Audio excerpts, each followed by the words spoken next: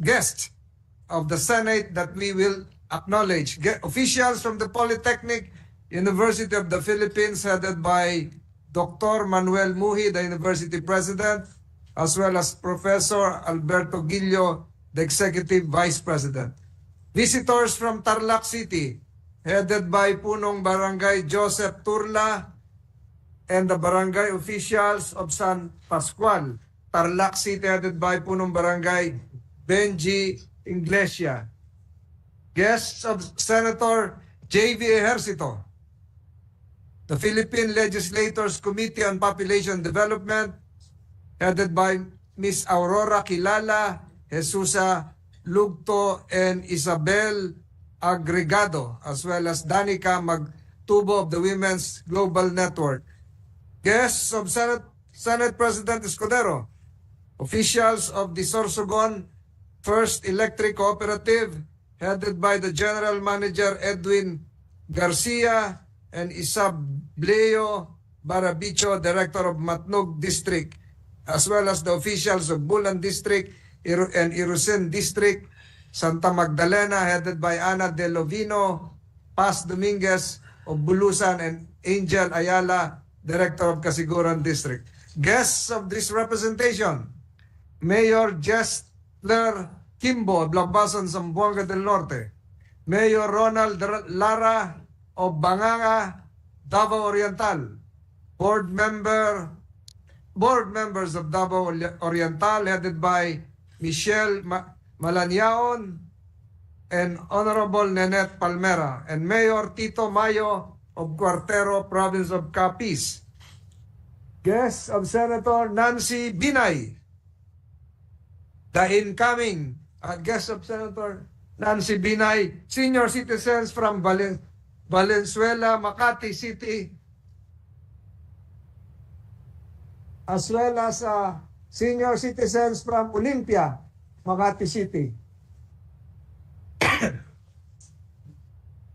Guests of Senator Rapi Tulfo, students from Ateneo Law School.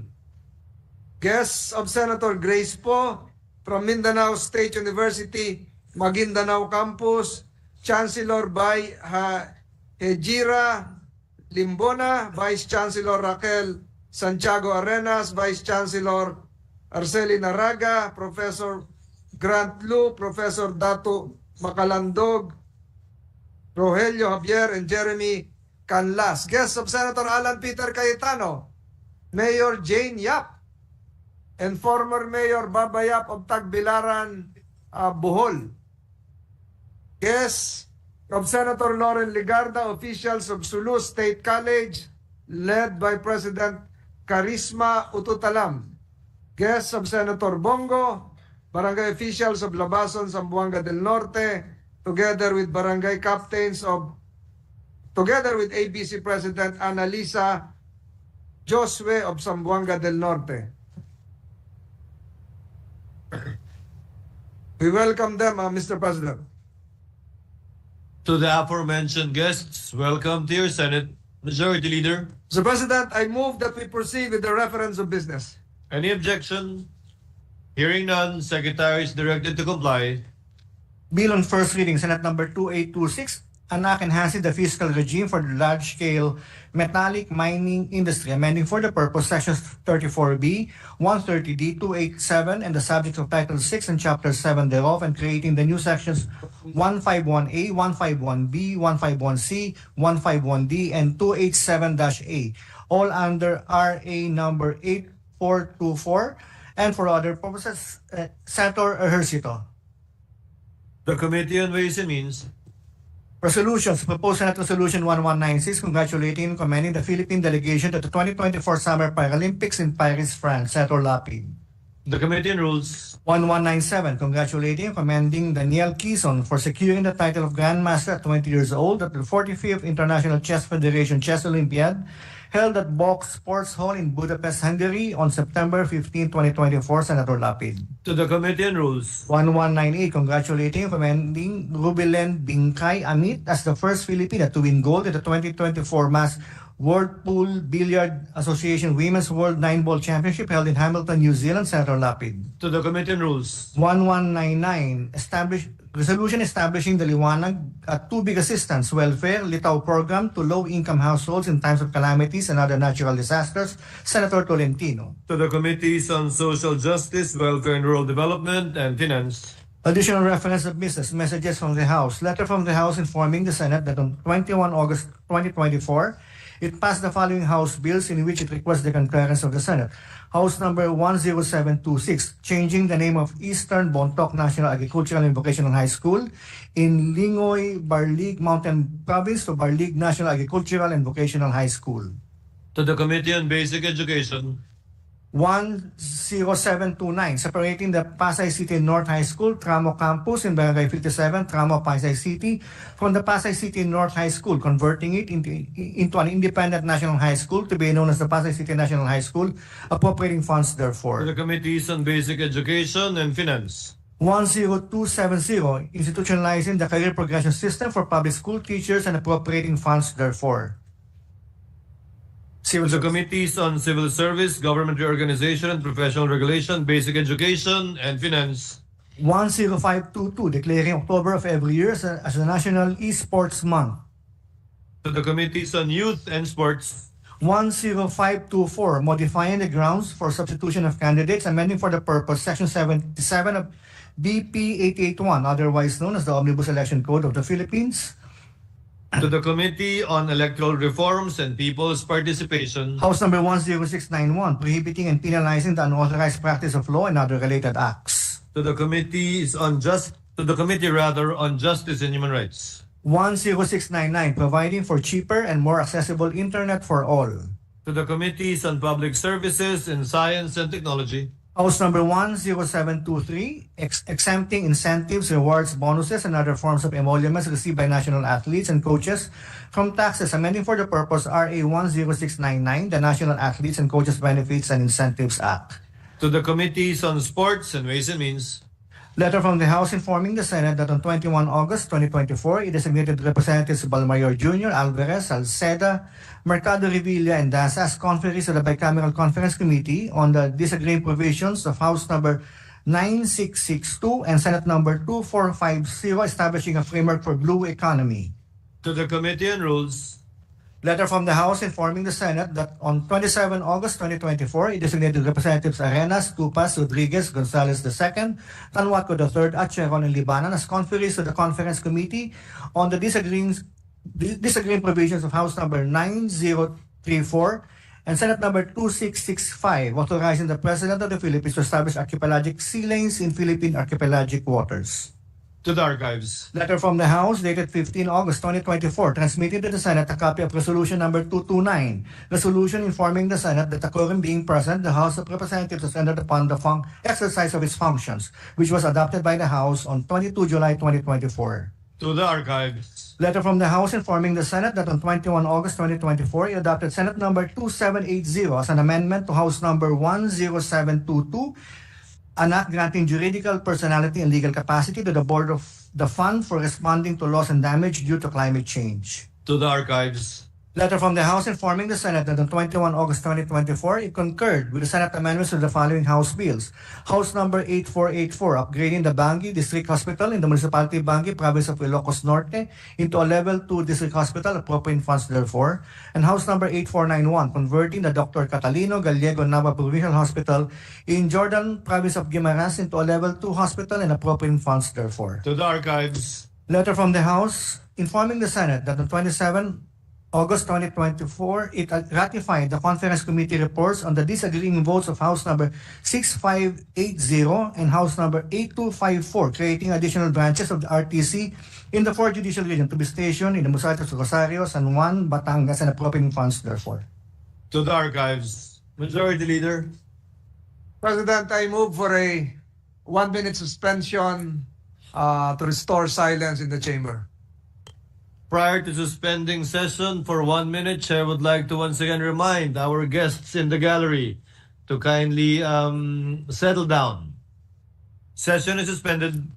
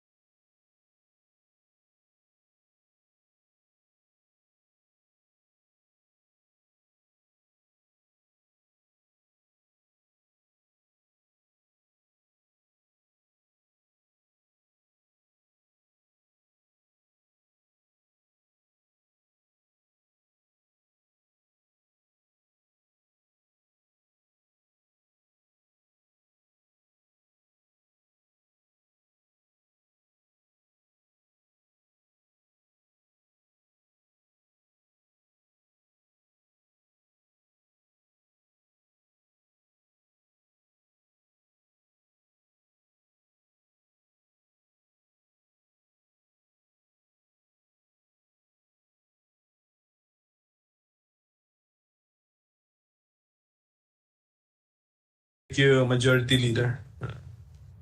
With the permission of our sponsor, Yes, can- please proceed. if we can conduct just an interpolation which will help us understand the bill, Mr. President. A very technical one. It's about a bank, Mr. President. We do not usually read the charters of banks, Mr. President. So this is the measure on providing for a new charter of the DBP. So may we know from the sponsor what are the new features that we are giving the DBP, Mr. President?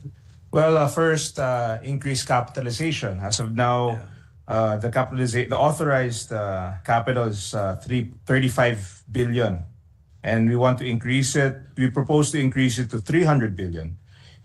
This is in order to expand the level of service they can give in terms of financing and other, and of course their mandate for assisting in government in national development, and also allowing them to be used to have a initial public offering. So that's part of the bill. So they'll be able to raise funds through an IPO, and this would help expand the reach. Also, having the DOF secretary as a ex officio chairperson, and of course this would boost confidence in DDP if the chairperson is also a finance secretary, and of course, and also engaging in financial leasing.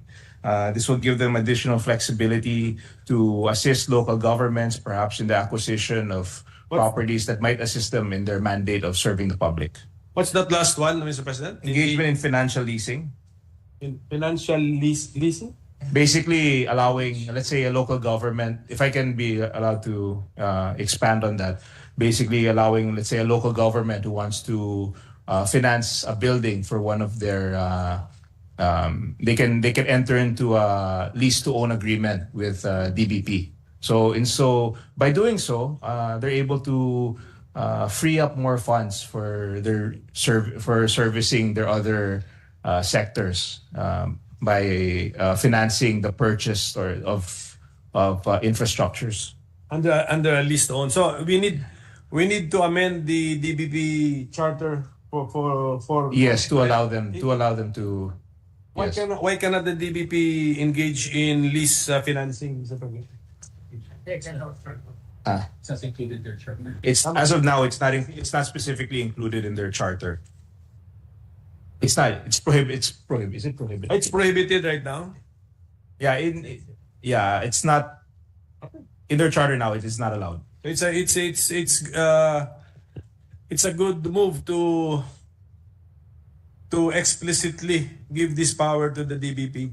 Mr. President, hindi ba just recently we read about the plan to merge DBP and the Land Bank of the Philippines? So what is now the official position of the administration, if the sponsor knows, Mr. President? Yes, I believe the merger was shelved in this year, the first quarter of this year. So currently there's no plans, there's no indication, there's no plans to pursue the DBP-LBP merger. Ang DBP po is Development Bank of the Philippines, pero is it acting like a regular bank, a normal universal bank, o meron ba siyang special purpose or aim, Mr. President? It's a universal bank, but of course, part of its mandate is also from national development. So, as we mentioned earlier, when it was initially conceived, it was really conceived to engage in projects that would, to finance projects and support projects that would aid in national development in various sectors. Di ba currently, yan ay yung mandate niya, Mr. President? Currently, that's already the mandate of the Development Bank of the Philippines. So how are... Yes. The second change that the sponsor mentioned is that we are touching the mandate in national development of the mandate of the bank in assisting the national government. So in what way, Mr. President? Well, initially, the primary purpose of the bank is to provide banking services principally to, in Section 4, which is a policy, the DB mandate is expanded as may be consistent with the Philippine Development Plan and includes infrastructures, MSMEs, and high-impact programs in education, healthcare, housing, and protection of the environment. So, yes, it will expand its mandate to these sectors. And basically, with an overarching goal of national development. Pwede, ano po ang bago, Mr. President? Parang ngayon, partner na siya in national development. Sa ngayon, I believe so, Mr. President. Ano ba yung specific natin? Yes, sir. That's the state. It's never state. Ano ang bago Yeah, sa Section 4 sa enumeration? In the former mandate, it reads as the primary purposes of the bank shall be to provide banking services, principally to service the medium and long-term needs of agricultural industrial enterprise, particularly in the countryside, and preferably for small and medium-scale enterprise. That's the initial. So by changing the objectives, we create a wider, a wider scope for the bank to help in national development.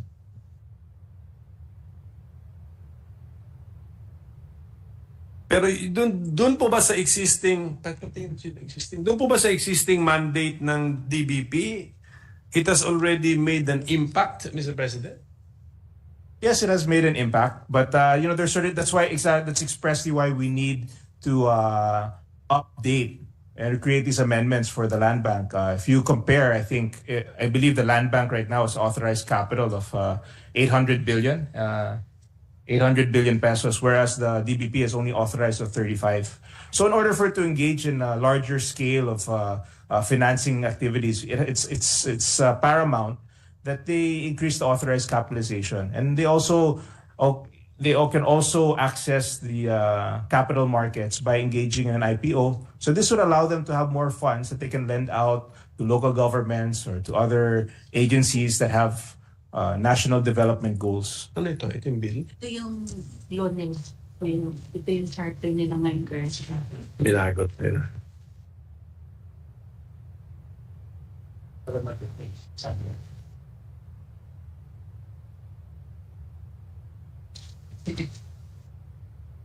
So, the sponsor mentioned the land bank pala is is more than 20 times larger than the DBP.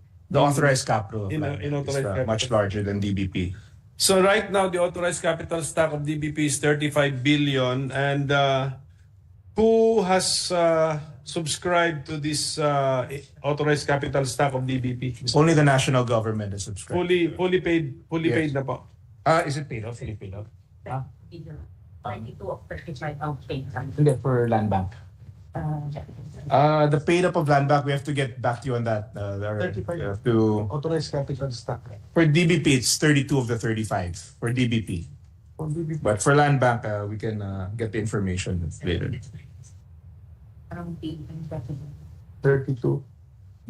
Okay. So the 35 authorized capital, I think this is one of the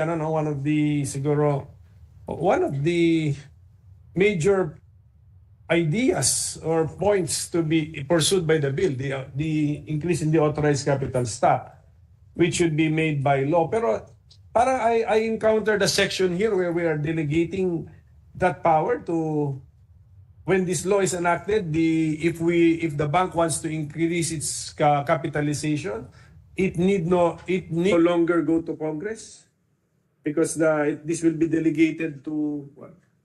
The President or Secretary of Finance. I think there's a section there. Ano section yan?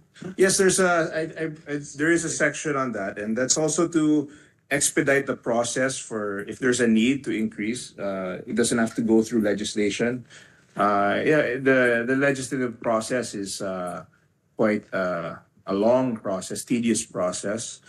For these kinds of changes, I think we should give the bank some flexibility so that they can be able to serve their mandate better, especially in terms of their ability to finance projects in the public and private sector. Will this be the first time that we will be granting a government bank this power, Mr. President? How about the land bank? May power ba sila to increase their capitalization without going to Congress? Yes, the land bank has that power, Mr. President.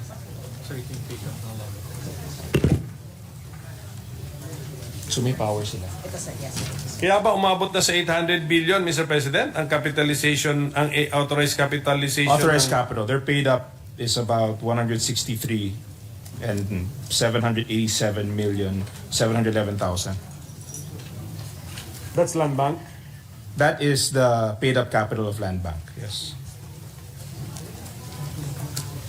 But the authorized, sabi nga, na-mention yata ng sponsor, the authorized capital stock is 800 billion. Yes, that is correct. Authorized capital. So you only have to pay in a certain portion to have a certain authorized capital. What is, so what, 20%.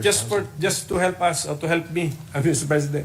So what's the purpose in providing for a very high number as authorized capital stock and yet actually subscribing to just one-fifth ata, one-fourth or one-fifth, Mr. President? What's the point of having this unsubscribed authorized capital stock? One, of course, you're expecting growth in the bank in the medium to long term. So you have to provide for that. Siyempre, mahirap naman kung saktong-sakto. You have to provide for growth. At the same time, if you want to make certain financial actions, it helps to have the authorized capital. That would give you the flexibility to raise funds.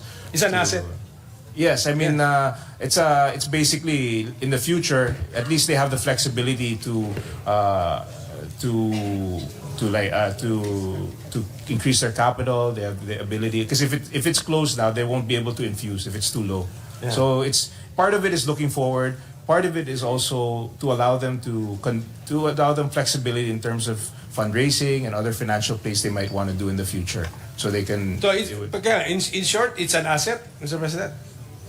Not yet, until it's just a limit. It's like a provision. It's a provision, not necessarily an asset yet. Because what your asset is, you're paid up. What you're authorized is what you can up to what level you can declare as your capital in the future. So it doesn't mean that you have authorized of 800 na meron na kayong nagbigay na kayo ng 800 billion pesos worth of assets. It just means looking forward, that's the ceiling for the capitalization of your company. You can open it up to that extent that you can now ask for subscriptions and payments. Ganun. Yes, in terms of growth of assets. May we know from the sponsor what provision of law grants the Land Bank, hindi DBP, the Land Bank of the Philippines, the similar authority to increase its also authorized capital stock, because we cannot seem to find it, Mr. President. RA 7907, the Act amending Republic Act number 3844 as amended, otherwise known as the Code of Agrarian Reforms in the Philippines. So I can read it also. The board, upon the recommendation of the Secretary of Finance and with the approval of the President of the Philippines, may increase the capital, this is referring to Land Bank, may increase the capitalization of the bank up to such an amount as may be necessary to attain the objectives of this act. Sige. It's section 4. Section 4. Thank you for that, Mr. President. So, at least we have established that this idea, this delegation of the authority to increase the capitalization of a government bank has already been granted, yes, and applied in the case of the Land Bank of the Philippines, Mr. President.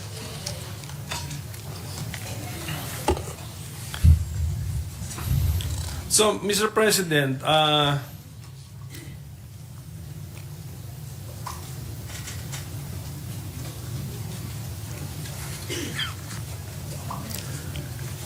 there's also a section here where kasi di ba we will now increase the authorized capital stock, and then we will allow the bank, ayun, tama, we will allow the bank to anong tawag dun? Yung initial public offer, IPO, yes. Initial public offering, yes. Offer their shares in an initial public offering, thereby listing in the stock exchange. Will this be the first government bank listed in a stock exchange, Mr. President? Yes, in the Philippines, that is correct.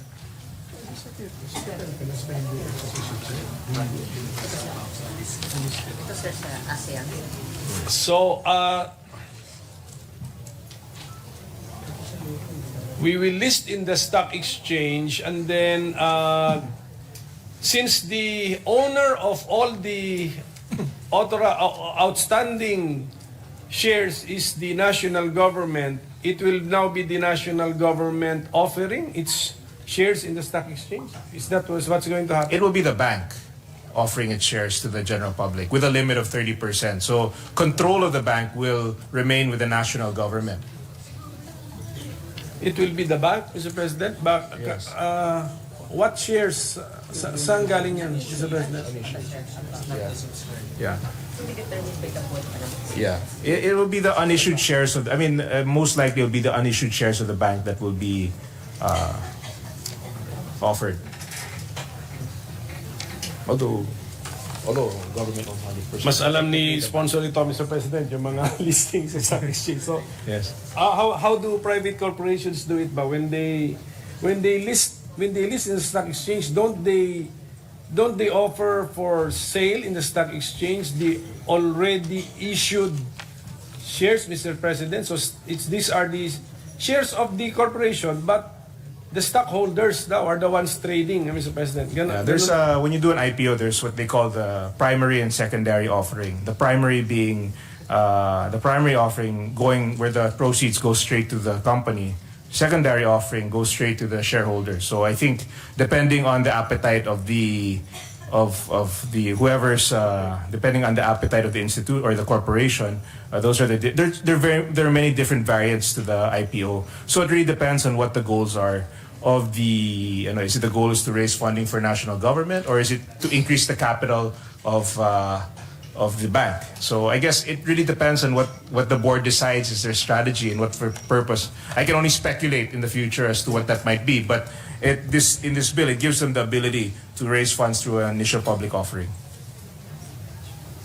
Without giving up control, of course. It only 30%. Sige po. So we keep on returning to the idea that the bank needs to raise funds. Hindi po ba by law we sequestered some of the funds of DBP and surrendered this to the Maharlika Investment Corporation to the tune of That 25 billion? that is an equity investment in DBP. In Maharlika. 25 billion po, di ba? Yes, Tama. equity investment in Maharlika. Yes. If the authorized capital stock is only 35B, so that does that mean that the 25B invested by DBP in Maharlika came from its the deposits it held, Mr. President? These are what they call investable funds. That's where it was derived. As you know, these financial institutions have these investable funds that is parked with them, and that they have to invest in certain areas in order to achieve the rate of interest that will allow them to generate a profit. And could some of these investable funds be in the nature of deposit liabilities? It is. Tama, no? Investable funds are basically banks are mostly deposits. Correct. Mostly So tama pala. Tama po. Yes. Opo. So, yung investment ni DBP sa Maharlika did not cause for the request of this increase in the authorized capital stock. No. there's Independent po ito. Independent po ito. I think it's more to make it competitive, also with Land Bank. I mean, if you look at the authorized capital and the amendments made with there, this makes this bank more competitive and more responsive to the needs of their clients. So at present po pala, the Secretary of Finance is not the chairperson of the board of the DBP. No, he's all come from the private sector. He's not the chairman now. So ang chairman would be an appointee of the president, no? So papalitan po natin yon. Ganun ang mangyayari. So, any other changes in the board composition, Mr. President? Will also be added. And also the NEDA secretary will also be added to the board. NEDA secretary will be added. Yes. Oo.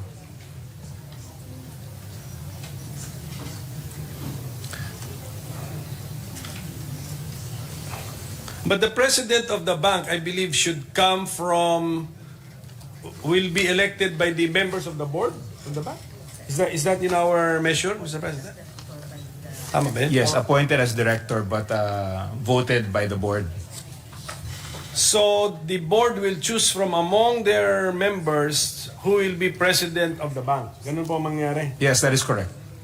And then the Secretary of Finance will be the Ex officio ex-officio chairperson. member of. This is in order to, at least one of the benefits of this will be to align the strategic plans of national government with the national goals of government with the strategic plans of the DBP. Bakit po kaya sa umpisa ay hindi government official yung chairman ng DBP? Bakit kaya? What was the just in case the sponsor knows when the DBP was created, how come I can only speculate, Your Honor, as to why this was the initial, but it is the opinion of the DBP that their interest would be served better if the DOF chairman if the DOF secretary serves as the ex officio chairman. It would lend more, I guess, weight and credibility, and improve the decision making in terms of, and improve also the policy and the alignment of the objectives between DBP and the national government. But pagdating po sa Land Bank, si Land Bank from the very start, ang chairman si Secretary of Finance. Tama po ba yun? Yes, that is correct. So there must have been a reason, Mr. President, how come iniba natin ang treatment natin sa DBP sa Land Bank? Maybe sa purposes nila. It's hard. I wish I could speculate, Yeah. but I'm not really sure about why the original. But all I can say is these amendments are based on the recommendations of the DOF and the DBP, and they feel strongly that they will improve the level of service. So I am in favor of that and supportive of their opinions. Is there no one among our resource persons from the DBP who has some parang And I think if I can add, institutional Yes. memory of and also this is also, I think, relevant, was nauna kasi yung charter ng DBP sa Land Bank. So perhaps the Land Bank themselves, saw that there were these changes that needed to be made, and they were able to address them, or they were able to adjust. So this is really the DBP was really the original, I guess. It was the one that came first. So perhaps, and I'm only speculating, Mr. President, of course. With that caution, Mr. President, we will note the inputs from our sponsor. So kaya nga, so now we will make the DBP look more like the Land Bank now. So after the amendments, what would still be the distinguishable elements or factors between DBP and Land Bank, or will they look the same already, Mr. President? Well, I think one of the major differences after this law is that, I guess, the mandate. When you look at the the mandate of Land Bank, it's to provide financial assistance and support services to its priority sectors such as small farmers and fishers, agrarian reform beneficiaries, agri and aqua businesses, and aqua and agri-related projects of the LGUs and GOCCs. DBP will change to social services, MSMEs, and energy, health. So it'll be able to, I think not only will it clarify their mandate, it will also expand it in a way that is more responsive to our national development plans. Yes, so parang ano pa rin po sila, parang may kanya-kanya pa rin silang mga focus. Yes, yes. Focus po. Si Land Bank stays the same, farmers, fisher folk, ano pa ba iba? Agrarian reform beneficiaries. Agrarian reform beneficiaries, yes. And then the other sectors that the government is concerned about would be DBP. Yes. DBP na. Okay, so thank you for that, Mr. President. Ngayon, Mr. President, yes, Majority Leader. President, if I may interject with the permission of the two gentlemen. Yes, Mr. President. Yes, Mr. President. Mention a while ago, this is an anterior observation, Mr. President. Mention was made a while ago about the functions of the officialdom of the new DBP, the officers, Mr. President. So I'm just curious. There is a president, Mr. President. There is a president and chief executive officer, but on section 13, in case of a vacancy, temporary absence, or incapacity, or permanent incapacity of the president, there is a need to appoint an officer in charge, wherein there is a vice president. There should be an executive vice president or several vice presidents. So, para saan pa yung vice president kung pag wala ng president and mayroon officer in charge? So, how would the officer in charge be selected from among the vice presidents or even from the rank and file? Ngayon ko lang po nakita ito, Mr. President. Maraming vice president ng bangko, pag absent yung president, mag-a-appoint ng OIC. So, in terms of functions, hindi kaya magkaroon tayo ng problema kasi considering that this is a big financial institution. Just a query, Mr. President. Well, Thank there's, you, gentlemen. should an event like that occur, there's the board who will be able to, the president can come from the board and they can elect someone to govern over the DBP. The OIC will come from the board. Yes. Ganun na mangyayari po, Mr. President. Ilan po bang board members po ito, Mr. President? 9. 9. Excluding not counting the ex-officio chairman? Including the ex-officio chairman. So ganun po mangyayari, parang so 9, 8 lang, we have to exclude the Secretary of Finance. He cannot be chairman, I cannot be president. So 8, they choose among but I think he will vote, no? I think the Secretary of Finance will also vote for who will be the president, but the choice is sa 8 na naiwan doon, and then in case of temporary incapacity, they can elect an OIC still following the principle from among the board members. I think that's how I understand the. Yes, that is correct. That is correct.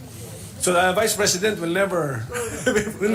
I was thinking, Mr. President, of an executive vice president who could probably act in a temporary capacity during the temporary absence of the president.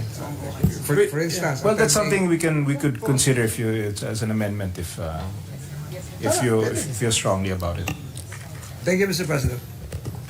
Thank you, good spot. It's a matter. Yes, I think it's a matter of policy, Mr. President. Okay.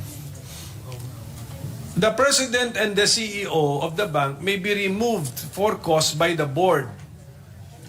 Does that removal affect his status as a member of the board? I'm sorry. I'm sorry, Mr. Does that his removal affect his status? The president is a member of the board chosen by the board. Yes. But the board, that same board, can remove the president. As president. Yes, as president. So, But he is appointed by the president of the Philippines. So I suppose if he's removed as president, yes. As from the position, he still remains As a board member of the board. Okay. That's how we will interpret it. Thank you, Mr. President. Thank you, Mr. President. Kasi the board is appointed by the president. Mr. President, so of course we because of this measure we revisited the issues about the DBP,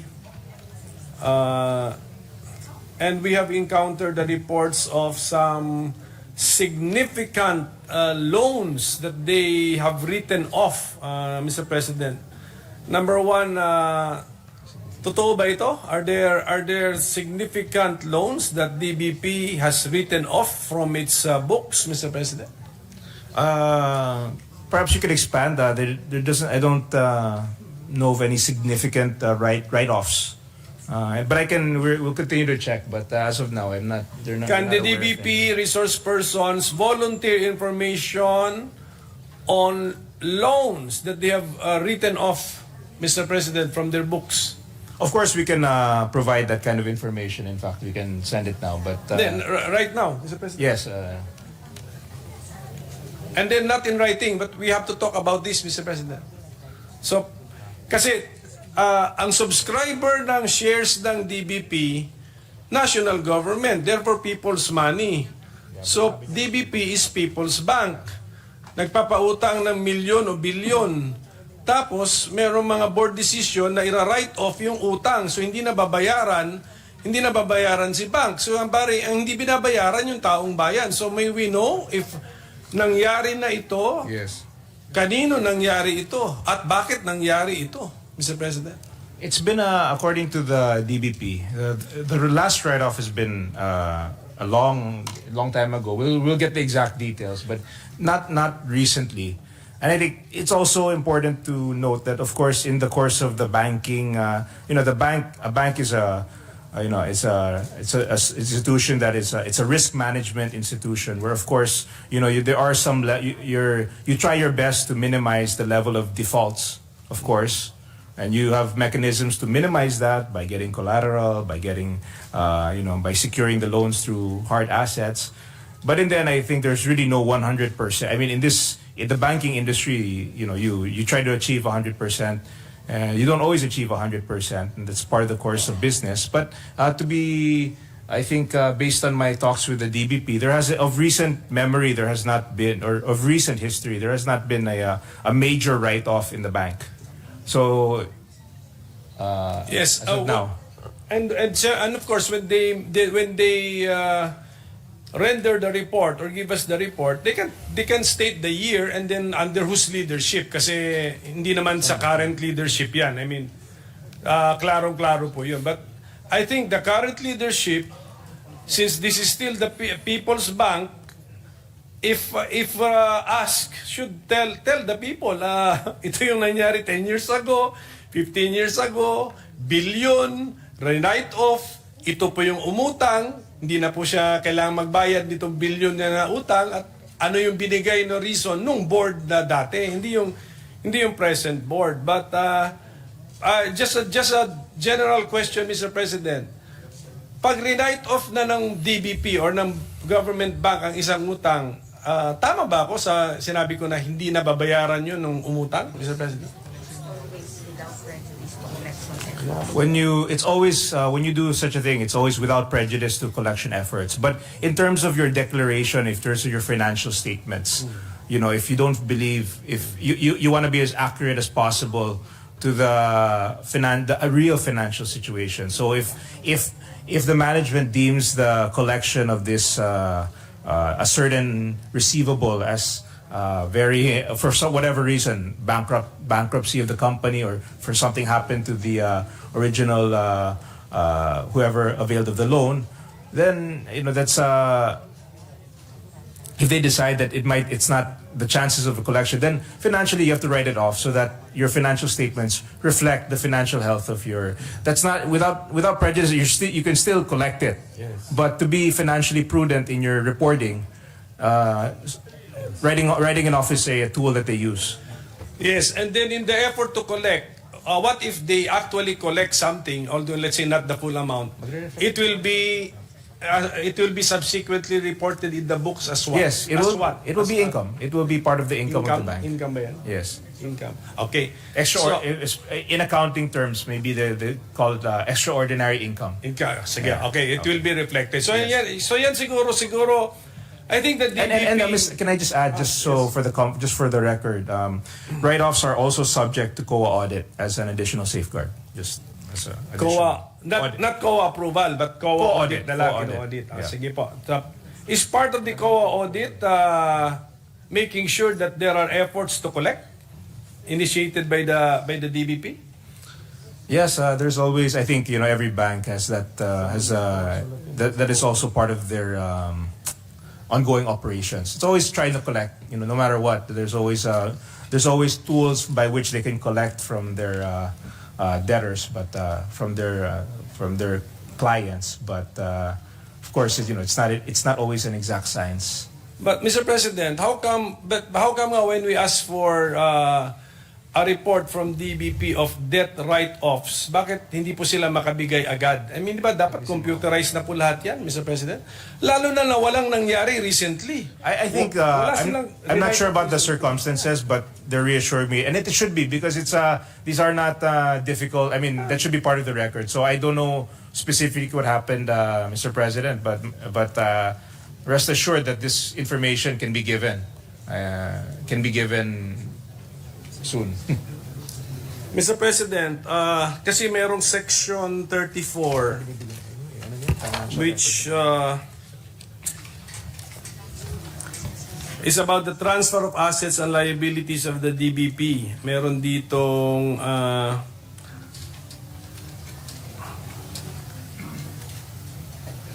what is the interpretation or explanation of the sponsor on section 34? What is this all about, Mr. President? On Section 34 of Senate Bill number 2864, the provision can be interpreted as to adopt a policy of yielding to the authority of the ultimate owner of DBP as a GOCC, the state acting through the national government. In any case, the provision will not result in taxpayer bailout of private commercial interests, since under Section 7 of the proposed charter, the national government would at all times retain at least 70% of the outstanding capital stock of DBP. The possibility of write-off is embedded in the terms of Section 34, but is left ultimately to the discretion of the national government, in the same way that the terms of the transfer in general is subject to the mutual approval of the bank and national government.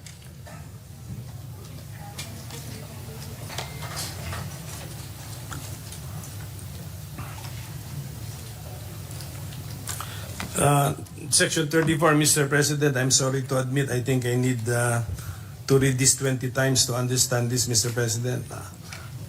Pero just to get from the sponsor, there is a mention of appropriate authorities, page 14, line 9. Who are those appropriate authorities, Mr. President?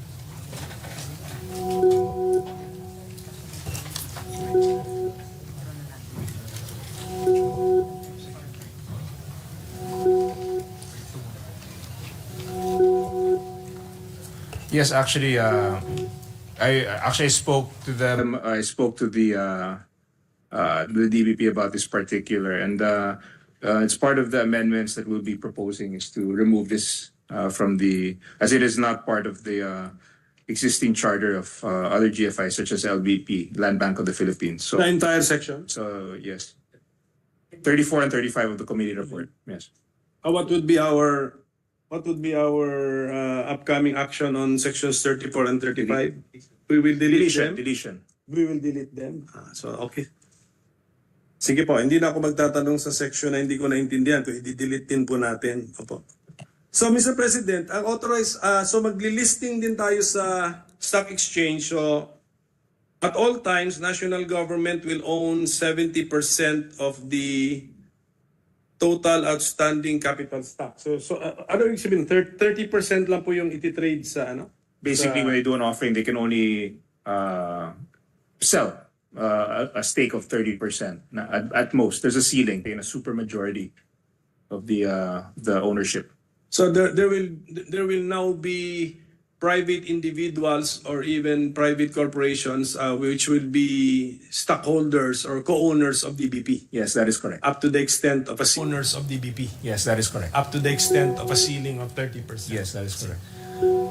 So, Mr. President, if I could suspend my interpellation until after I get to see the written report on the loan write-offs of the DBP, plus of course a mention of their subsequent action siguro, effort to collect on the loan na Mr. President. And sabihin na natin na this write-offs did not happen during the term of the current leadership. So wag po silang matakot that they will be blamed, wag silang mahiya that they will be blamed because hindi naman to nangyari sa time nila. But nagtataka lang kami how come a report is so difficult to get. Meron po akong nabasa na, or chismis lang ba ito, na nung Lehman Brothers collapse, tinamaan daw ang DBP. Can we get an official response from the DBP spread into the records of the Philippine Senate? Sana accurate po ang sagot. May exposure ba kayo sa Lehman Brothers? What? In what? In what form?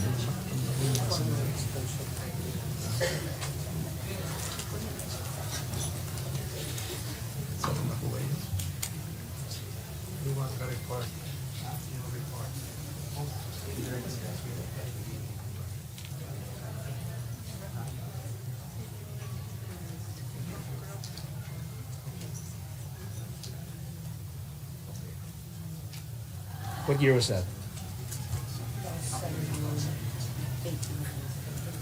So I believe it was around that time during the crisis, that Asian crisis, I believe 2008, the DBP purchased a bond issued by Lehman Brothers, I believe.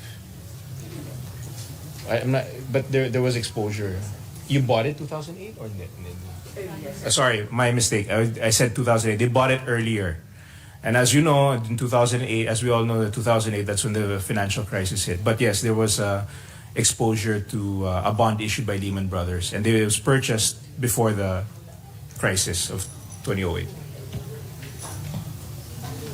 Magkano po? Magkano ang tama ng DBP?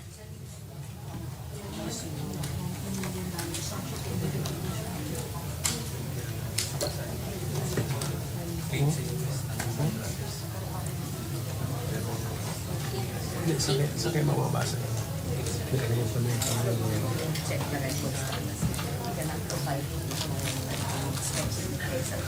Yes, we can provide you with the exact. I don't want to give details that aren't 100% correct. But more or less, what we know is that they did purchase prior to 2008, prior to the crisis, bonds issued by Lehman Brothers, and are of course pursuing. They had pursued the receivables from that, but unfortunately, there's no closure yet because, as you know, Lehman Brothers collapsed, one of the banks that collapsed during the crisis.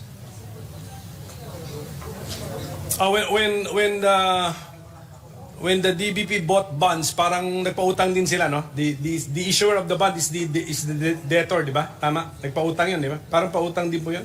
Well, no. When you buy the bonds, it's you're deploying usually banks, you do that. They deploy investable funds to purchase various financial instruments. And I think, to be fair, at the time, Lehman Brothers was up to that point where it was exposed in the 2008. It was considered a very safe investment, probably the high grade investment prior to what happened in 2008 because of the subprime crisis. Yes. But prior to that, to be fair, there's the Lehman Brothers prior to that was considered a very safe investment. Unfortunately, we all know what happened during the crisis. Underlying a bond issuance is actually a loan transaction, di ba? Kasi a bond is a promise to pay principal plus interest, di ba? Yeah, it's basically in a way. Yes, it's a different way. Yes, it's basically a loan. Ngayon, for those of us interested in the documentation of DBP's engagement with Lehman Brothers, where can we find this? Is there a brochure, a study, a paper issued, or a website on that, Mr. President? A website on. Can we ask the DBP? Ito yung the DBP's exposure to Lehman Brothers. I'm sure, nung pumutok siguro yan, tinamaan sila. We cannot even state the amount kung magkano. I'm sure they initiated some investigation. And I'm sure they documented the results of their investigation. For those of us who are interested in pursuing the issue or knowing more about the issue, is there some publication that we can access, Mr. President? A book, a magazine, a report, of course, a website? I'm sure we can always look into, we can submit because there's always reporting every year.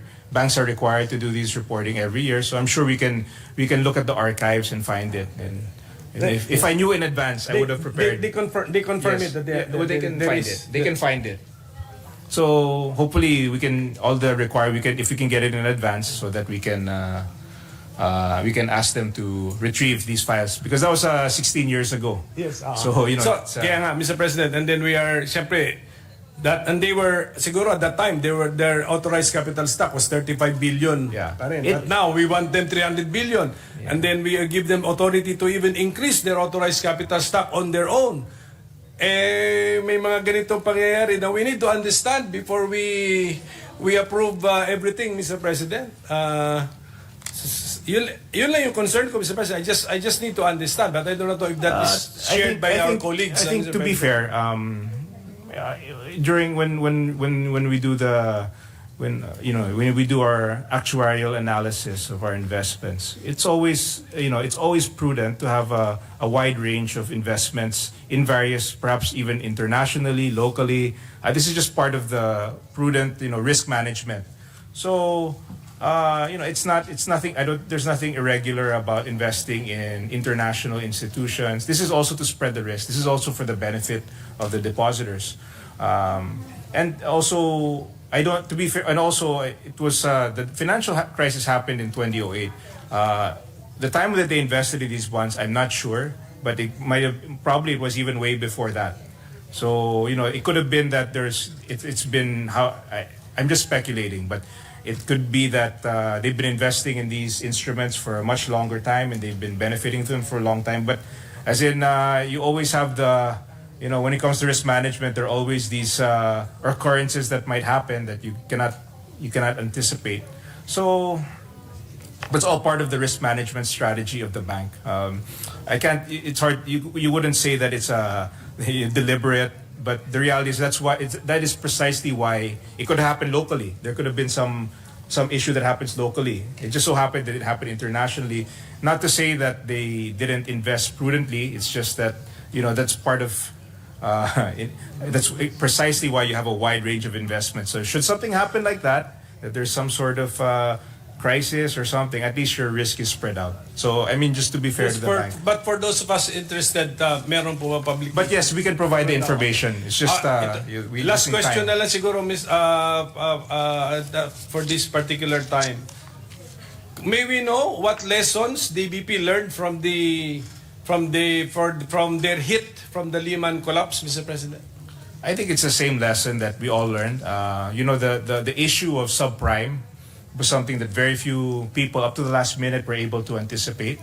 The banks were issuing debt that was grade AAA, but it wasn't. Even though it was grade AAA, the reality is the underlying assets of those bonds were not AAA, but they were declared as investment grade. And a lot of people did not see that. They always assume mortgages are very safe instruments because people are buying houses and people pay that. Unfortunately, during that crisis, that's what happened. And I don't think, to be fair, very few people were able to anticipate that happening during the time. Of course, we can come up, I'm sure the DBP can readily explain their investment strategies. But on my part, I understand why they would spread out their investments in international and institutions. A lot of people were affected by that. Not just a lot of people were bought instruments that they thought was AAA, that was graded by Moody's, it was graded by very respected agencies as AAA, and yet it didn't turn out that way. But again, that's part of risk management. That's not to say that there was fund misuse, but I think that's just part of the banking.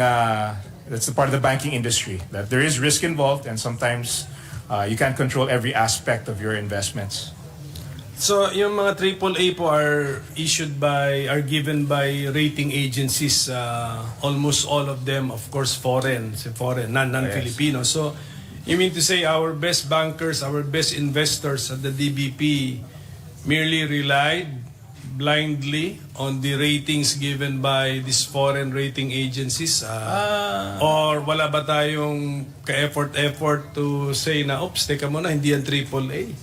No, I Ano yan? think Basura yan. to be fair, it wasn't just, there are several rating agencies who declared subprime as investment grade instruments. So, to be fair, it's not blind. I wouldn't, maybe the terminology of blindly would be unfair to them. I think, it was that was a very particular crisis caused by a very series of events that a lot of people were not able to anticipate. Even the best financial analysts in the world, all the major banks were not able to anticipate that. So to be fair to the DB, I'm just saying in terms of if we're gonna question how they handled that, I think to be fair, it was something that was internationally.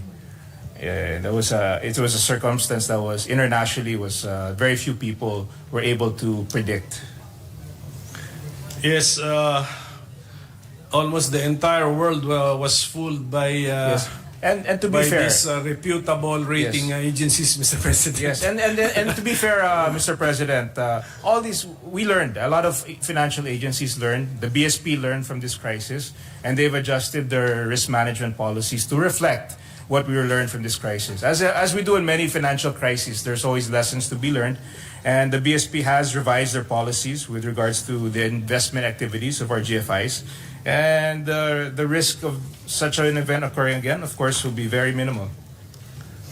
Sige po, but ulitin ko po, for those of us, maybe hindi lang itong representation, maybe mga nanonood sa ating mga kababayan natin who want to read up on this particular issue, I hope the DBP can point to us the reference material or give us the reference material. So we'll know what happened, how much. Bakit yung amount, Mr. President, hindi natin masabi? Kasi it happened I think decades ago. How much was the financial hit of or setback of DBP from its investment or bond subscription with Lehman Brothers? I've been made aware that the investment was $90 million US. Yes, $90 million US. 9 or 90? 90. Okay, at that time siguro we can safely put it at 50 pesos siguro by that during that time. Okay. So thank you for that information, Mr. President. Yun lang po yung gusto lang namin po malaman, ito yung mga debt write-offs din po at kasi nga we are going to grant the DBP a new charter. Siguro it's just right to review past performance. But that's my logical approach, Mr. President. We're just looking at past performance. Parang budget season din ito na how did you use your budget? So during the time that you had authorized capital stock of 35 billion pesos, this was your mandate. How did you use your capital stock? How did you use your mandate? How do you exercise your mandate? Ganon din po, Mr. President. So, yes, Mr. President. Yun na lang po siguro yung pending request ko po on materials on the two issues, the debt write-offs and then the Lehman Brothers exposure, Mr. President. But in the meantime, with the permission of the Senate President, if we could suspend. Tapos, pag nasabit na, madaanan na natin, this representation can manifest na kung wala na po akong further interpellation. Pwede rin po mangyari yun. But pwede rin po magka-further interpellation, pero kakonti na lang po. Limited na po dun sa dalawang topics na yun, Mr. President. So with that, Mr. President, this representation would like to suspend this interpellation on this measure. Thank you, Minority Leader. Mr. President, I move to suspend consideration of Senate Bill number 2804. Is there any objection? There being none, motion is approved. The chair would like to seek a minute suspension. Session suspended.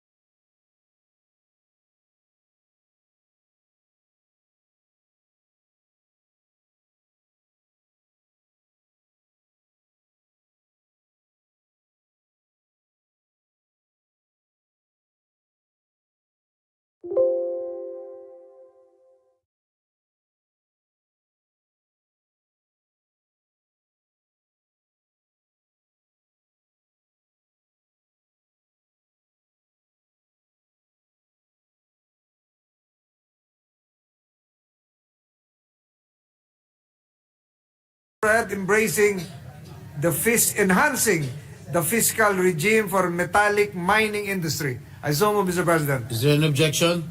There being none, motion's approved. Mr. President, I move that we consider Senate Bill number 2826 under Committee Report number 329. Is there an objection? Motion's approved. Consideration of Senate Bill number 2826 is now in order. The Secretary will read only the title of the bill without prejudice to inserting into the record the whole text thereof. An act enhancing the fiscal regime for the large-scale metallic mining industry, amending for the purpose sections 34B, 130D, 287, and the subjects of Title 6 and Chapter 7 thereof, and creating new sections 151A, 151B, 151C, 151D, and 287A, all under RA 8424, otherwise known as the National Internal Revenue Code of 1997 as amended, appropriating funds therefore and for other purposes. Majority Leader. Mr. President, with the permission of the Chairman of the Committee on Ways and Means, I move to recognize Senator Joseph Victor Ejercito, the Chairman of the Subcommittee on the Fiscal Regime for the Mining Industry, to deliver the sponsorship speech. Senator Ejercito is recognized. Yes, Mr. President, my dear colleagues, good afternoon. It is my distinct honor to rise today to sponsor and champion Senate Bill number 2826 under Committee Report number 329, or the Enhanced Fiscal Regime for Large-Scale Metallic Mining Act. One of the priority measures identified in the Legislative Executive Development Advisory Council in the 19th Congress. As the Philippine economy continues to recover from the lingering effects of the economic downturn brought about by the recent global pandemic, it is crucial that we leverage every available resource to strengthen and revitalize our economic standing. This proposed measure helps to answer that call. The mining sector stands out as an industry we can leverage to achieve this aim. With the latest data presented by the Department of Finance, a total of 115.66 billion of taxes, fees, and royalties were collected by the national and local government units for a period covering the year 2020 to 2022. This means that an average collection of 38.55 billion every year. Mr. President, our nation's economic managers see vast potential for growth in this sector, which remains underutilized and underdeveloped. According to the Mines and Geosciences Bureau of the DNR, out of the 9 million hectares identified as having high mineral potential across the Philippine archipelago, only 2.52% is covered by mining tenements. Moreover, NEDA Secretary Arsenio Balisacan, in a recently held forum on the revitalization of the industry, underscored that mining had a modest contribution of 0.5% of the nation's gross domestic product, or GDP, by the end of 2023, which points to the fact that there is still room for significant growth. In addition, it is undeniable that the mining sector contributes to the generation of additional jobs for our kababayans, which represents 0.45% to the total employment of 212,247 jobs in 2023. It is only noteworthy to mention the mandatory social environmental expenditures of the mining sector, which covers the annual Environmental Protection and Enhancement Program, safety and health programs, annual social development and management programs totaling 26.05 billion from 2012 to 2021. With our nation having some of the world's largest mineral reserves in nickel, copper, cobalt, chromite, and gold, among other precious metals, the Philippines is strategically poised into the growing global demand for green technologies. By responsibly harnessing our abundant mineral resources, we can ensure maximum benefit for the Filipino people while contributing to a more sustainable future. Mr. President, the strategy framework outlined in the Philippine Development Plan for 2023 to 2028 identifies the revitalization of our industrial capacity through science, technology, and innovation-led industrialization as key objectives.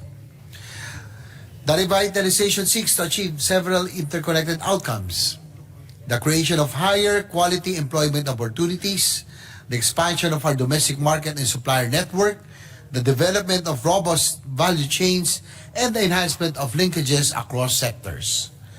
Mr. President, we wholeheartedly support this strategic vision.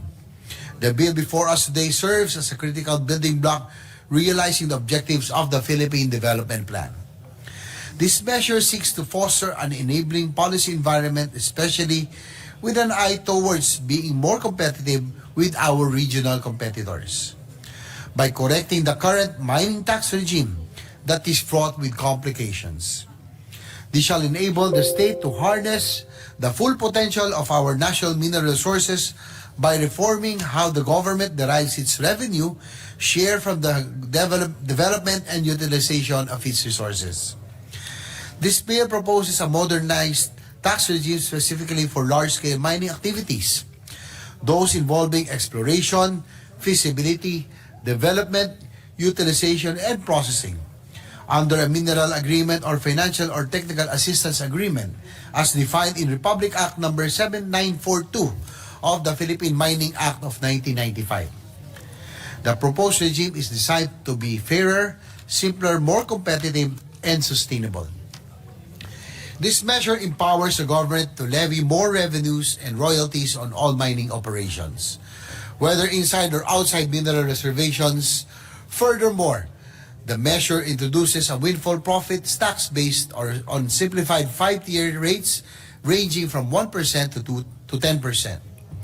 This proposed concept will enable the government to have a large share of the profits in case when metal prices are high and mining companies are earning more. This will also streamline compliance and administration for both industry and government while minimizing opportunities for aggressive accounting practices. This measure also seeks to strengthen safeguards against tax minimization. It limits the prospects of thin capitalization by setting a cap on how much companies can rely on debt financing to reduce their taxes through deductible interest expenses.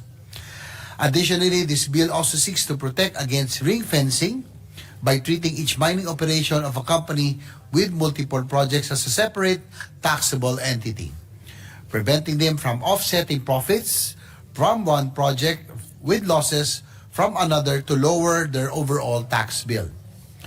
Should these reforms come to fruition, the DOF estimates that the proposal will garner an average of 6.26 billion annual additional income for our nation's coffers. For our local government units, whose concerns were highlighted by our Senate President Francis Chis Escudero, this measure establishes a framework that streamlines the speedy and timely release of their rightful share of taxes generated from mining royalties and other fees. This will empower LGUs to utilize the revenue from mining resources for the benefit of their constituents in a more timely and efficient manner. Kasama rin sa pagpapalawig ng suportang makukuha ay ang royalty na makukuha ng mga indigenous cultural communities and indigenous peoples or ICCs and IPs na isusuma base sa 1% ng total gross revenues of minerals produced from the ancestral domain.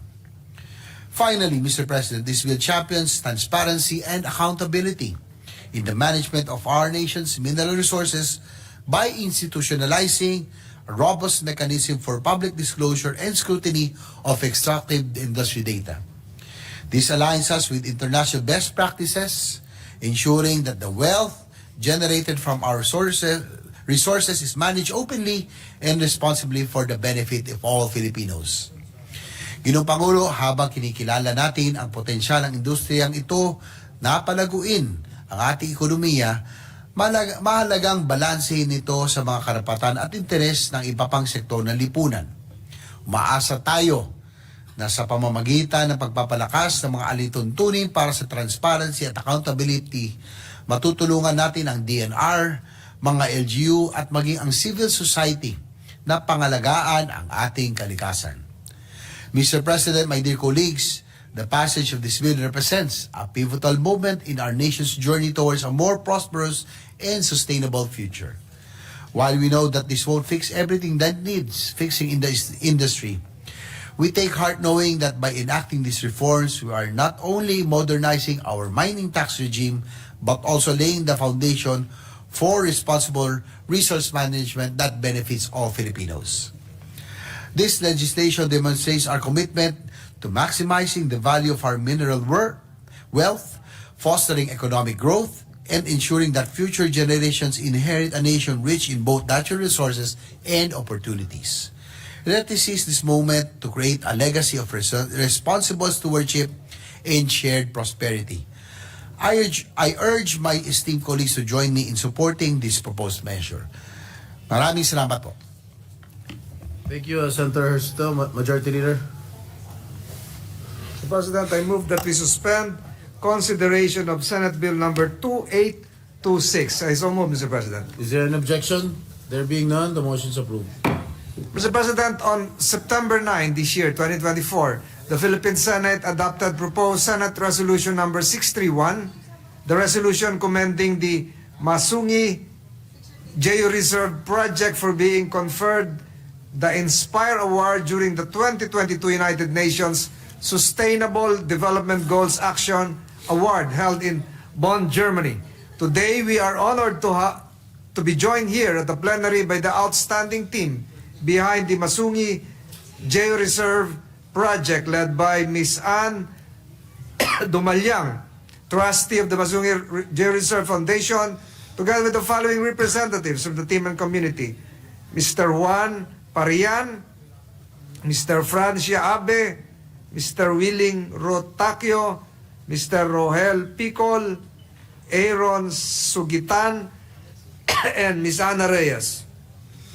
To our honored guest, welcome to your Philippine Senate. Mr. President, I move that we suspend the session for 1 minute to allow our esteemed guests to accept the adopted resolution.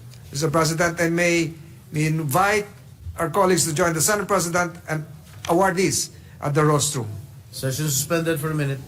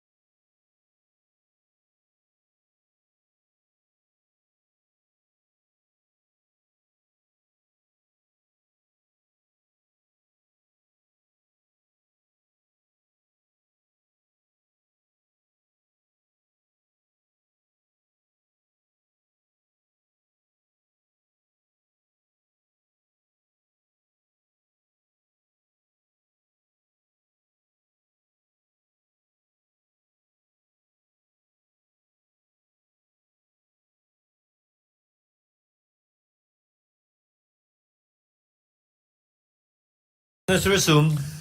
Mr. President, I move that we resume consideration of Senate Bill number 2804 under Committee Report number 308. This is the bill on the new DBB Charter. So move, Mr. President. Any objection? Hearing none, same is approved. Mr. President, there being no other member who wishes to interpolate, I move to close the period of interpolation. Any objection? There being none, period of interpolation for this bill is hereby closed. With no committee amendment, I move to open the period of individual amendment and recognize Senator Mark Villar to propose his individual amendment. Any objection? There being none, motion is approved. Senator Villar is recognized to propound individual amendments. Mr. President, with the permission of the body, I would like to introduce some amendments to further refine the new DBP Charter. On page 2, line 3, delete section 5A of. I so move, Mr. President. Any objection to the proposed amendment? Hearing none, same is approved. On page 7, line 24, delete and may be removed by the board for cause and replace it with pursuant to the provisions of Republic Act number 10149. I so move, Mr. President. Any objection? Hearing none, motion is approved. On page 14, from lines 6 to 19, delete the entire sections 34 and 35 and renumber the succeeding sections accordingly. I so move, Mr. President. Any objection? There being none, the proposed amendment is hereby approved. Thank you, and that is all, Mr. President. Majority Floor Leader.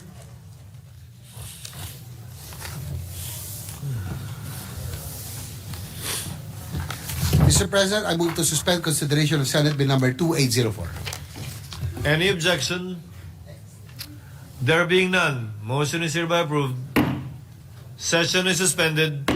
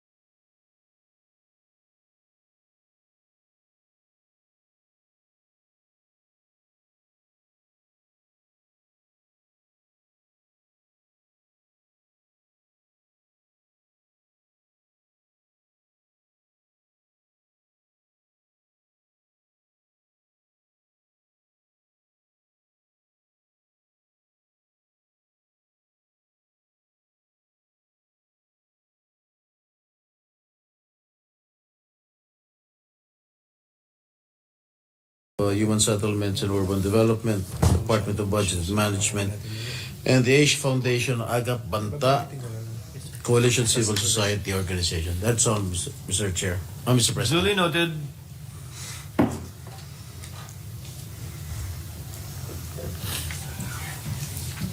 So if I may proceed, Mr. President.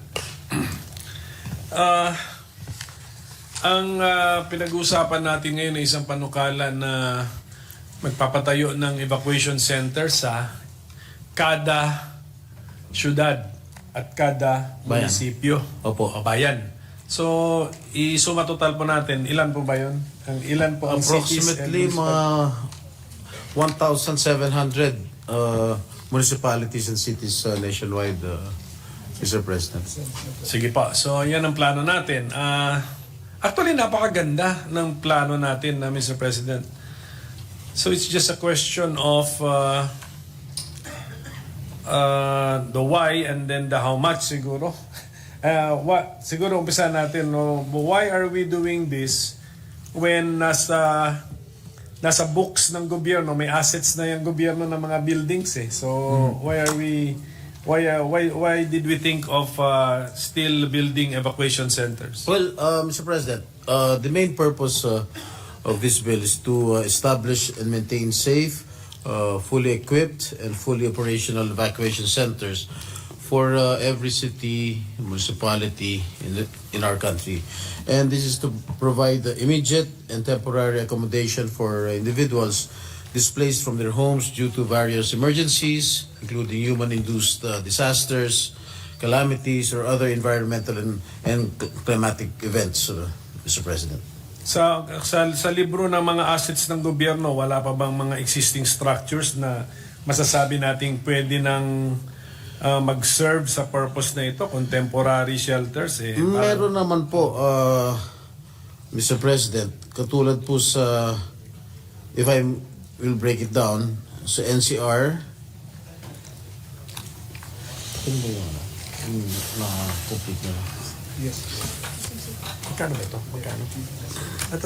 Base po sa budget nung nakarang taon, ang NCR meron na pong 2 evacuation centers, am I correct?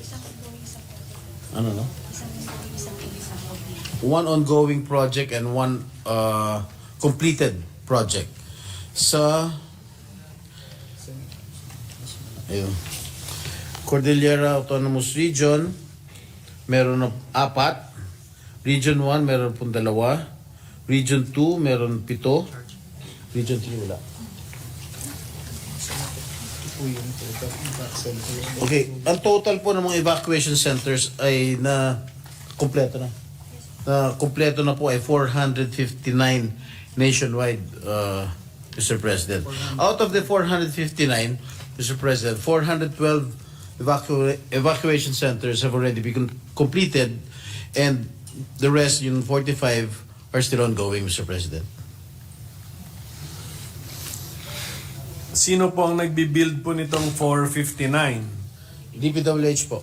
Pagkatapos po ma-build, ito ba ay sinosurrender nila sa, dinodonate sa Yes, LGU? sinosurrender na po sa local government unit. Through donation, through use of frac, what is it? Meron pong memorandum of agreement, Mr. President. Pero ang books, yung asset kasi yan, when we build a structure, asset yan eh. Kanino siyang books na asset? Sa national government or doon na sa local government? Huh? Dito sa bill. Let me browse the memorandum of agreement, Mr. President. Kanya ba? Sa asset ba niyo? Sa yung bandang huli. So kung mo walang ba?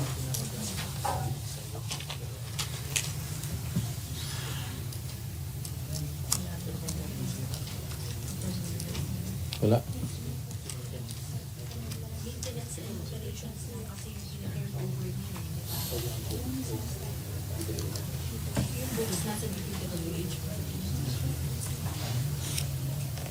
According to the memorandum of agreement, there is no such provision, Mr. President. So asset pa rin siya ng national So I government. believe that Apo. it is still the asset of the Yun yung sa national yun yung government. sa currently nagawa at saka ginagawa. Yes. Pero sa panukala po natin, ano mangyari? Ano yung ating na-envision na ginagawa natin sila ang LGU pero magiging kanila ba? I think it's still the same arrangement, Mr. President. The assets will still belong to the national government. Pero kunyari po, merong nasira siya, kailangan ng repair or kailangan ng maintenance. Kanino po 'yon? Sa ating panukala muna, sa panukala natin. Well, the maintenance and operations will be with the LGU, Mr. President. So kung mayroong nasira na parte ng gusali, Oo. ang LGU po ang gagastos para sa Kasi pagpapagawa o pagme-maintain nung Kasi pagdating, Mr. President, sa sira or let us say repairs, pwede natin makategorize siya sa dalawa eh. Sometimes yung mga maliliit na bagay at Yes. saka yung malalaking bagay. So, pati ba kunyari, malaki. Kunyari, nagkaroon ng, although evacuation center ito, ano malay natin sa isang earthquake, may isang wing doon, mag-collapse. Kanino responsibility po to rebuild the collapsed portion or segment of the evacuation center? LGU or national? I think it is still with the LGU.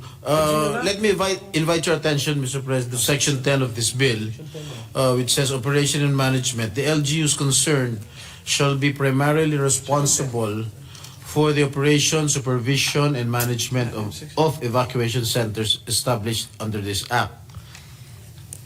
The local Sangguniang shall promulgate rules, guidelines, and procedures for the use and operation of the evacuation center under its jurisdiction. The guidelines shall prescribe rules on the utilization of the evacuation center for other activities or purposes authorized by the LG, provided that the utilization of the evacuation center and its amenities for such authorized activities or purposes shall only be temporary, with corresponding provisions of cleaning, disinfecting, and sanitizing immediately after use. So and so. So I believe Hindi, I don't think the heading of Section 10 is operation and management, Mr. President. Ang katanungan ko is, okay, si DPWH ang nagbi-build. Na-build na. What sentence po? Mr. Minority Leader. The last paragraph of the section of sections 10, which I stated, shall read: the LGUs shall be responsible for facilitating the general cleaning and repair of facilities, including fumigation, ensuring that the facility is safe for its intended use. Yes, so yung phrase na repair of facilities includes the two meanings of repair. The simple repair and then The major. even the major. So yan po ang ating meaning dito. Opo. Okay, I hope Sana po kayanan nung LGU's concern, because Yes, my yes. concern is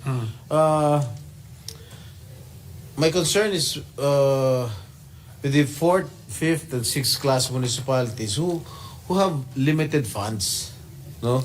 Baka pagka halimbawa mag-construct ang DPWH ng isang malaki evacuation center sa isang 6th class municipalities, 6th class municipality, tapos bigla lumindol, nasira yung structure, wala silang pambabayad nung pagpaparepair. And I think tatakbo pa rin sa national government yan para humingi ng pondo. let the MOA be flexible na lang, Yes. Mr. President. Ganun na lang siguro. But may I have a point of inquiry sa ating secretariat. I think we passed a law, naging law ba yung nag-BICAM kami na we limited the classes of municipalities only up to 5th class? Yeah, that is Naging what I law heard. na ba yun? Just so that we, pag kasi kung law na yun, we will now stop using 6th class kasi Yes. wala na yata ang 6th class eh. May we find out lang? Check. Okay. So, Yes, I understand. Do you remember that? Because, during my time as president of the League of Municipalities of the Philippines, way back in 1998, I was meron pa hong 6th class municipality, Mr. President. And lately I heard that Yes, tinanggal we- na yata yung 6th class municipality. Sa Nalimit na lang. Baycam kasi I moved Okay. for that I moved for Alright. that na kasi isa na lang yung naiwan sa 6, sabi ko isama na Isa siya na lang munisipyo? sa 6 kaya isama na siya sa 5th.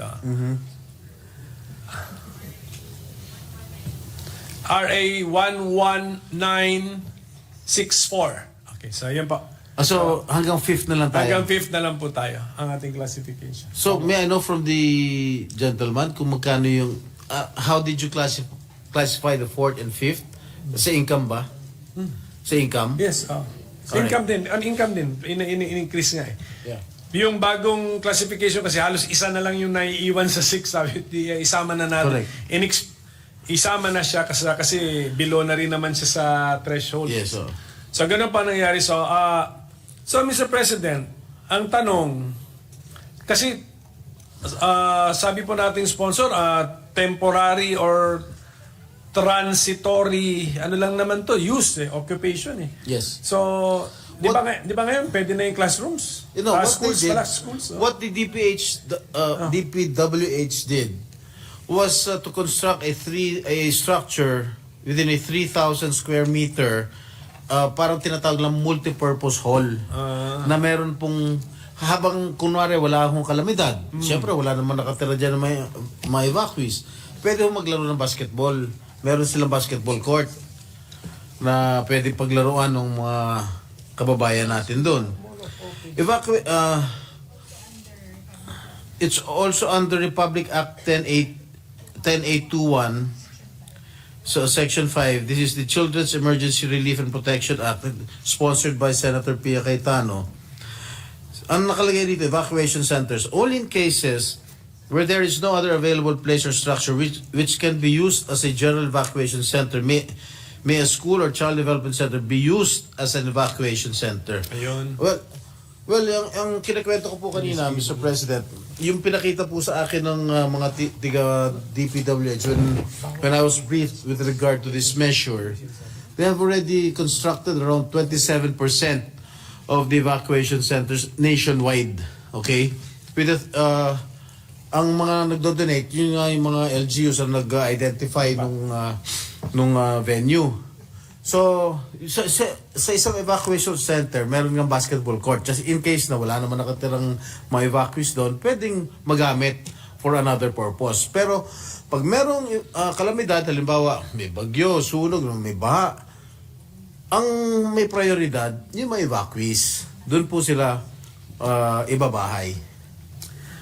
Since meron na rin namang report na 400 plus na yung na-build natin, wala ba tayong picture, Mr. President? Pwede natin i-flash? Pwede ba i-flash? Makita natin?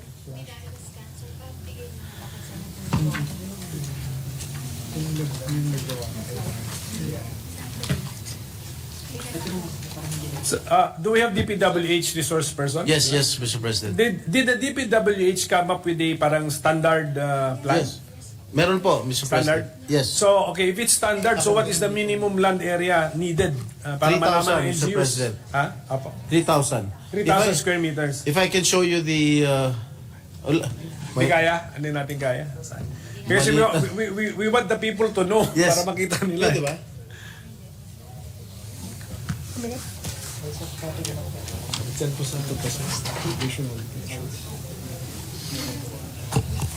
Maliit eh. Meron tayo na yung mga... Ano ba tawag dito? It's a floor plan, but tawag mo ba nito floor? What do we call this? Ayan, ayan, pictures na of the built. Ano?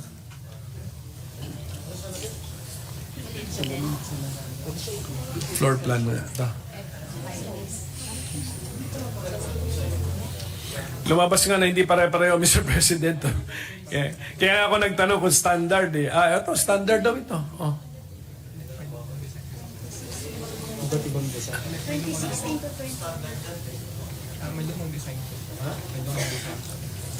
What we are seeing different we are seeing now right now please wag mo nang galawin yung previous slide please.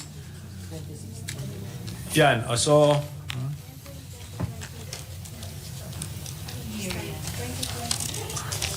yan, that is supposed to be now the standard design for the DPWH multi-purpose evacuation centers. Is that just artist rendition or a rendering or a picture of a real structure? Picture yan?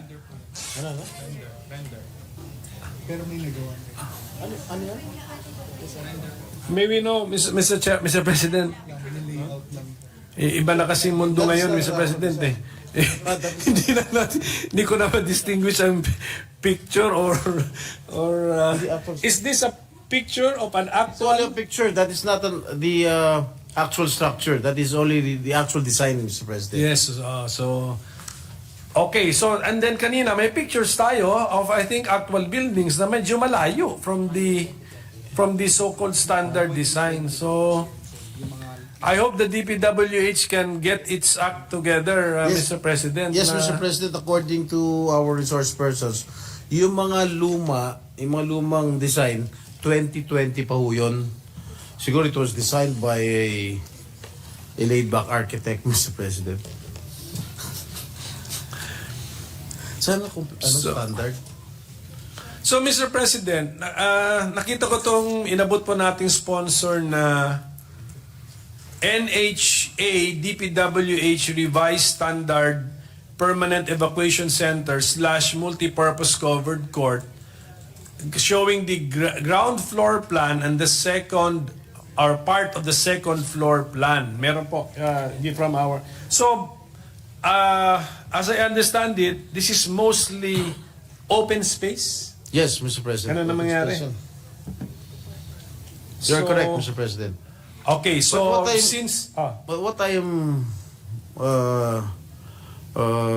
worried about is that itong mga luma, wala namang basketball court dito. Wala. Building lang. How many evacuees can they accommodate? 500. 500 lang. Dito sa bago, 530. Mas malito, mas malaki yun. Kasi iba-iba. Multiple buildings. Multiple buildings. But, excuse me, Mr. President, in our budget, to 2024, 1 minute. may mga basketball court na. Lahat. Sabi ko mag 1 minute. Right. According, yes, I've been interviewing our resource persons. In our budget, itong 2024 budget, lahat po yan, may malaki na, may mga basketball courts. Just in case na walang evacuees, katulad nga sinabi ko kanina, pwede nilang gamitin. Unlike itong mga ito, wala hong, yung mga nauna, wala hong mga basketball So- courts yan. Mr. President, the majority leader wants to be recognized. Mr. President, the majority leader wants to be recognized.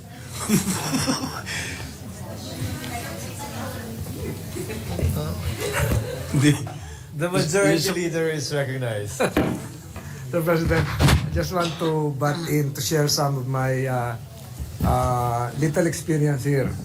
I think before we talk of the design, we have to agree on the use. If you're talking of the design, perhaps the template is the decades-old evacuation center in Ligao City in Albay. That was done by through a grant from the Japanese government. And when there is no calamity use, it's being used as a trade center. Tahian, marami nagtatrabaho. Pero kanina po pinag-usapan, Mr. President, and the good sponsor would probably, both gentlemen would probably agree, na bawat evacuation center will be, under Section 10, will be managed and operated by the LGU concerned. So that would mean that the utilization of the same is limited to the LGU concerned, because that would be turned over to the LGU by the DPWH. Am I correct, good sponsor? Yes, you are correct, Mr. President. Magmamanage. Pero, in reality, once a disaster strikes, a strong calamity hits an LGU, for instance, as we speak right now, Canlaon City is being badgered by the Canlaon volcano eruption. If there is an evacuation center in Canlaon City, people will not use that. They would rather flock to an area 14 kilometers away, which is La Castellana. Or they would probably go to an area as far as 45 kilometers, which is San Carlos City, Negros Occidental. So ang gagamitin nila, yung ibang evacuation center. Similar to the place of residence of our good minority leader. Once a flood strikes Tumana, Barangay Tumana, people will not go to the Tumana Evacuation Center, but will go to Concepcion 1. So what I'm saying is this. The utilization of an evacuation center should be premised on other residents coming from other towns utilizing the same. Di ba, Mr. Good Sponsor? So hindi lang tiga San Juan ang gagamit ng evacuation center nila, kung hindi yung mga karatig lugar pa. Alam niyo po, Ginoong Pangulo, there are some mayors. For example, in Metro Manila, I became a mayor. If I construct my own evacuation center, locally funded, and that, for me, that is exclusively for my constituents. Wala akong pakialam sa karatig bayan ko. Dahil pondo po ng aming bayan yan. So, as mayor, of course, I will give priority to my constituents and not my constituents outside of my area of jurisdiction.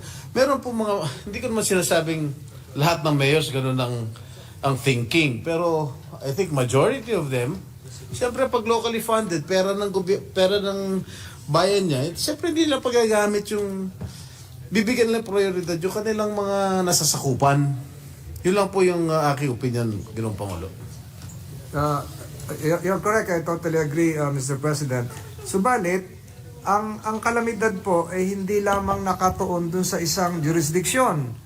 Halimbawa po nag-intensity 3 sa Oriental Mindoro sa isang bayan, siguro po 7 bayan kagad yung tatamaan.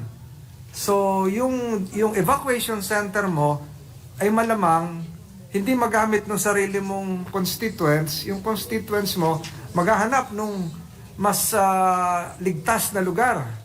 And we're now referring to not just an adjacent but an LGU far from the place of the center of distraction. For instance, lumindol sa Dagupan, hindi naman sa Dagupan ka magtatago kasi may mga aftershocks yan. You'd rather go to as far as Lingayen or farther to be safe. So what I'm saying is this: would the good gentleman agree to the proposition that evacuation centers should have an inter-LGU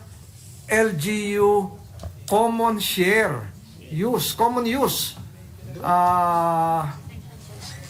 scheme that would enable other LGUs to utilize the same?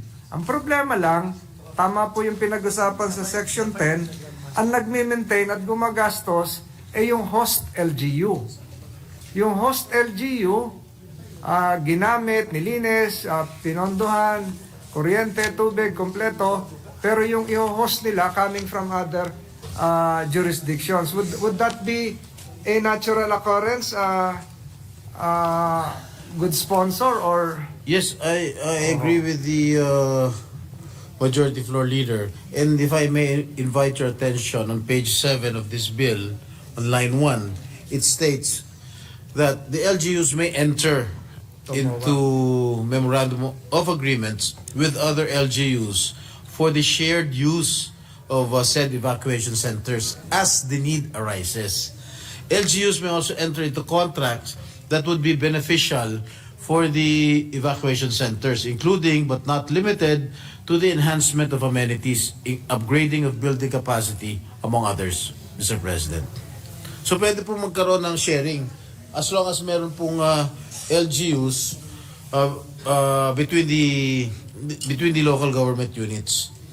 Correct. I totally agree, Mr. President. For instance, nung pumutok yung Taal Volcano a few years ago, umabot po yung mga evacuees natin ng Batangas hanggang Naik, Cavite, hanggang Bacoor na. So doon na sila na house doon sa malalayong lugar na hindi naman nagamit na evacuation center nila kasi natabunan na ng abo. So kailangan ba hong mag-MOA prior to the use, or will it be based on a good Samaritan, compassionate proposition? O mas maganda may MOA siguro para pagkatapos kayo siguro maglinis. habang wala pa naman nangyayaring kalamidad, siguro halimbawa ako sa San Juan, malaki yung aking evacuation center. Siguro imbitahin ko na yung mga ibang mga mahihirap na LGUs na makipag-MOA. O kunwari ako yung isang mahirap na LGU, may nakakita ko ng isang malaking evacuation center sa isang mayaman na syudad, makikipag-MOA na ako just in case para maging safe yung aking mga constituents, Mr. President. So who will set the guidelines? DILG na siguro to, no? Mr. President? Yes. Oh, Yes, Mr. President. And if I may, Mr. President, alam nyo, we anticipate that some LGUs may not have readily available lots for the construction of its own evacuation centers. Hence, we placed a provision allowing LGUs for the shared use of evacuation centers. Pwede naman pong ipagamit sa iba kung nais ng LGU. The idea is that these evacuation centers are established for and are meant to serve families displaced by disasters, Mr. President. At kung ayaw nila, we understand that since sila pong may accountability sa paggamit and serviceability ng evacuation centers, since LGUs ito turn over mga itatayong evacuation centers, LGUs may also enter into contracts that would be beneficial for the evacuation centers, including but not limited to the enhancement of amenities, upgrading of building capacity, among others, Mr. President. Yun yung binasa ko po kanina. I totally agree, Mr. President. But perhaps under Section 11, the DILG should be likewise involved in the crafting of the rules so that the shared use... What about, Mr. Can be executed? What about the shared use of evacuation centers and utilization of the same with the private sector involved? Yung pribadong sektor po, hindi lang other LGUs. Po, pwede po ba yun, Mr. Sponsor?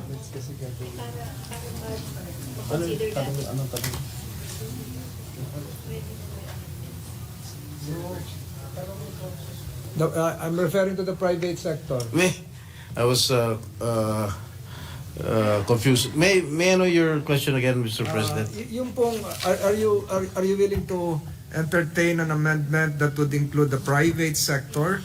Yes, Mr. President, in the definitely. utilization? Lalong-lalo na yung may mga karanasan talaga sa kumupkop ng mga biktima ng kalamidad na merong mga counselors involved, etc., etc.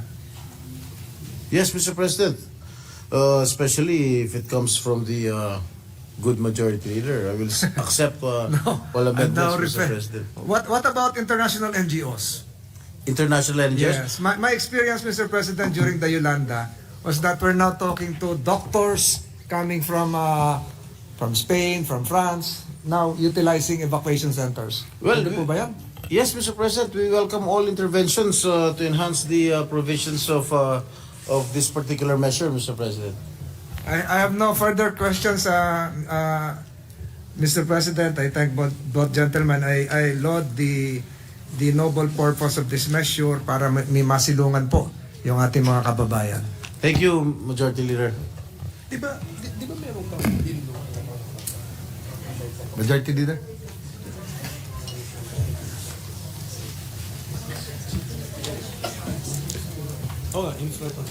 Yes, so...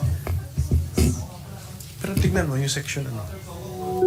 Yes, Mr. President, let me continue, Mr. President. Amendments tayo dito. Tignan mo page 3.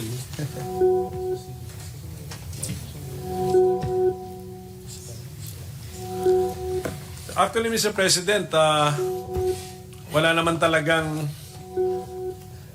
mag-object dito sa bill na ito kasi maganda nga naman yung napakaganda ng idea. Ang tanong lang talaga Funding. kung ma-afford ba natin. Pero actually, ang tanong dahil sa revelation ng ating sponsor na ginagawa na pala ng DPWH eh. Tapos meron ng old design, may new design. Therefore, they've been doing this siguro for 1 decade or may 1 decade na ba ito? As projects of the DPWH? Isang dekada na ba itong paggagawa natin ng Hindi po. evacuation center? The program, the DPWH program started in 2016. Mr. President. The proposed bill will institutionalize the ongoing program of the DPWH, which started in 2016. 2016. When we look at the DPWH budget, anong pangalan ng programa, anong pangalan ng programang mahahanap natin itong activity na ito? Kasi ang 2024? ang DPWH kasi from memory meron silang bridge program. Yes, sir. Ano pa ba iba? Siyempre yung local or farm to market roads program. May ganyan po siya. I think 5 ata yung main program sila. So under what program po ito mahahanap? According to our resource persons, a basic infrastructure program. Basic infrastructure program. Okay. So nagfa-fund na pala sila every year sa basic infrastructure program. So magkano po yung linalagay nila na budget every year? For 2024, for this year po, there was a 1.44 billion appropriation, which is set to build 32 evacuation centers. Ibig sabihin, doon sa 32 evacuation centers, meron 2 evacuation centers per region. Paki-divide nga 1.44 sa 32 kung magkano lahat. How much? 54? So, ang average cost po ng isang, the average cost of one evacuation center is around, to give you a ballpark figure, around 54 million. Magkano? 54? Per evacuation center. 54 million? Basically open space? Yes. On a 3,000 square meter lot, Mr. President. Ito bang ating ground floor plan? Yes. Yung, Ito yung binigay niya. yung footprint niyan, halos 3,000 square meters siya? Yes, 3,000. So, nakabubong po yun? Opo, nakabubong po yun. Malaki-laki. Yes. Malaki ba? Sa kompleto amenities. Like what? Pero So, I was just talking about the 2024 budget, Mr. President. Yung mga earlier years, mas mura. Kasi mas mura pa yung bilihin nun. Okay. From 2016 to 2024, as we speak, meron na pong nilaan ang ating national government ng 17.2 billion pesos that has been allocated to build the evacuation centers, Mr. President. So, looks like we don't need the law, Mr. President. Ano ulit ang contribution ng law na ito? Para to institutionalize the program of the DPWH, Mr. President. Okay, but with or without this law, kaya na nilang i-budget, di ba, sa basic infrastructure program nila. Meron ba sub, may line? Basic infrastructure program, then may sub line item for evacuation centers, building of evacuation centers. Ganun po ba? Yung line. Check nyo nga. Katulong nga sa budget, ano?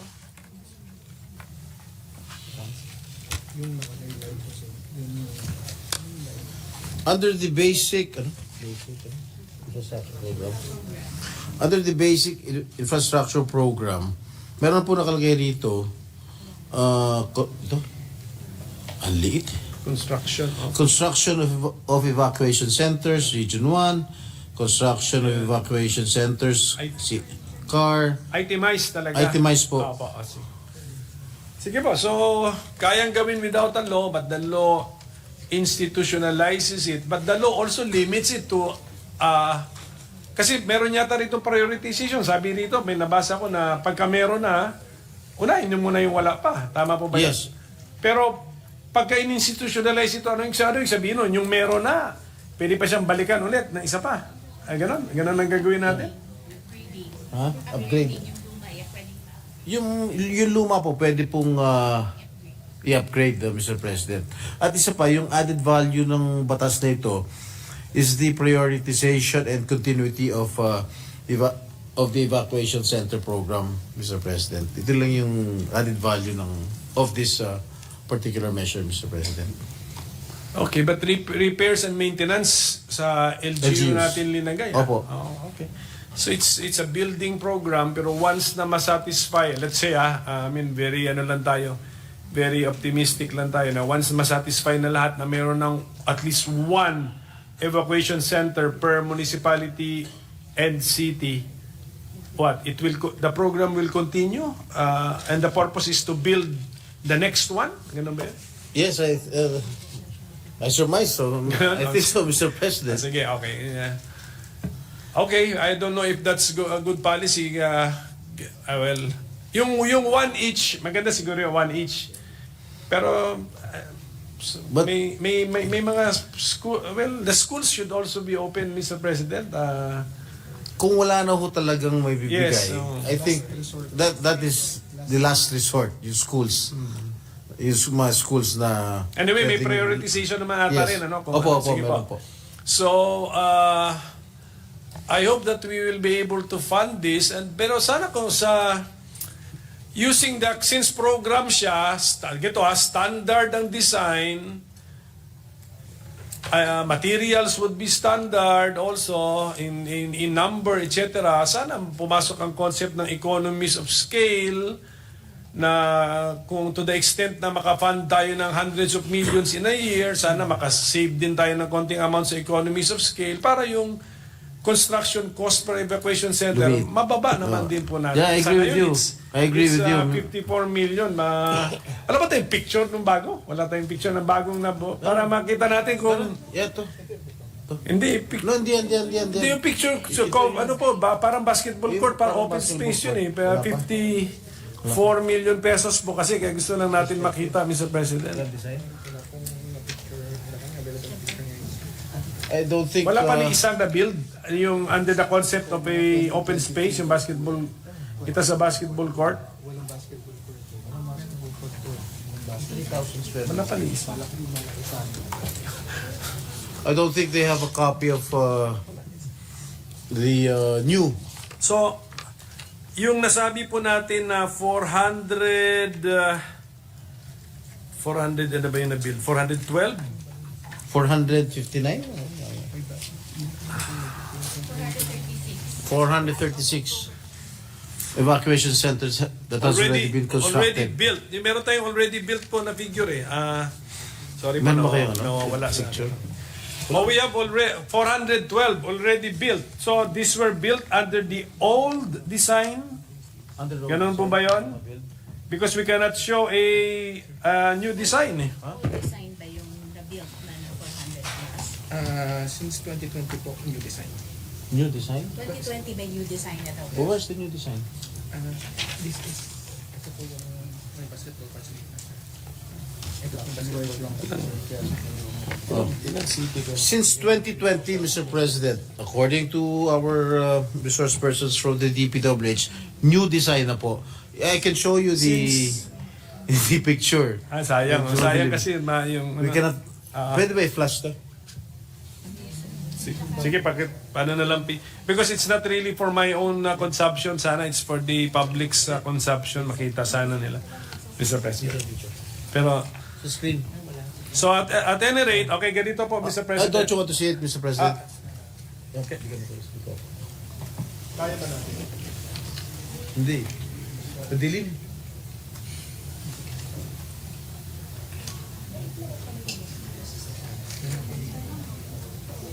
Malaki naman. Parang hindi na siguro. So, Mr. President, okay, minimum standards, standard design, 3,000 square meters land area. If an LGU can only find or offer less than 3,000, we will not build it. Will not build it.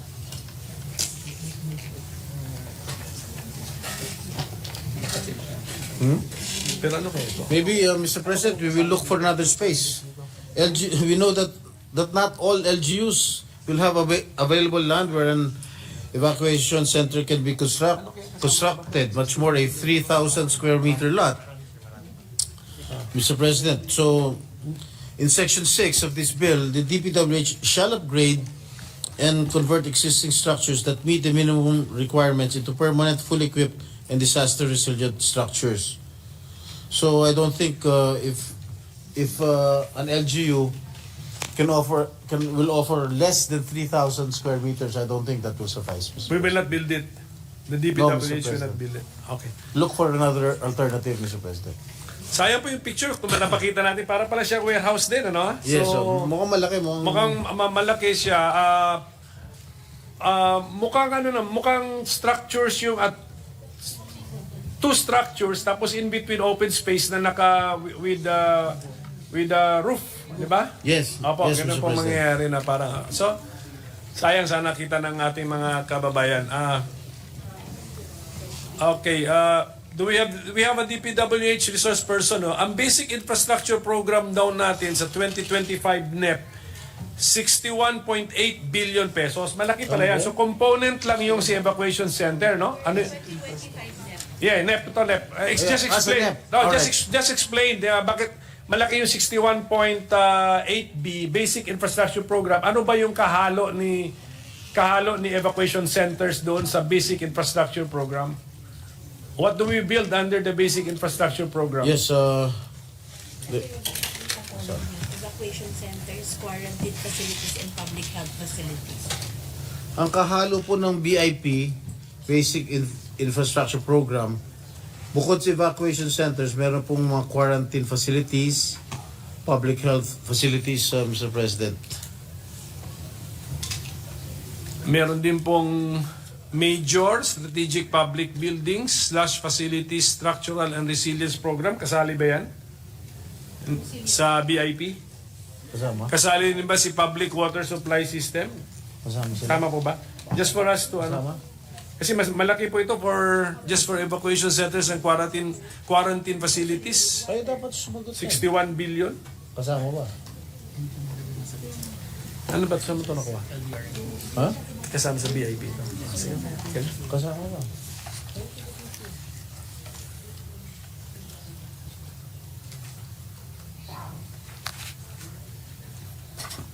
The officials of the DPWH cannot give me a concrete Sige, di ba, answer, sir? Mr. Di ba, President. sa budget na lang po. Okay, so final question kasi nag-umpisa tayo sa estimate natin na meron 1,700 cities and municipalities. Okay. Approximately, Okay. Mr. President. I-minus na nga natin yung existing na, then mayroon tayong Yeah. ito yung may iiwan, ito yung immediate beneficiary ng panukalang batas natin. Correct. Ita times 54 million ba natin yun kung sakali makabigay sila, then what is the total amount na for this project? Compute. Well, according to the data from the DPWH, Mr. President, 1,642 LGUs minus 459 total number of evacuation centers at various stages of completion. Approximately, ang matitira lang po ay 1,183 ang municipalities and cities that do not have permanent evacuation centers that are funded and built by DPWH. Given the most recent estimate of DPWH for constructing one evacuation center at 53 million pesos each, construction of 1,100 evacuation centers in the future would amount to an estimated of 62.7 billion pesos. Sige po.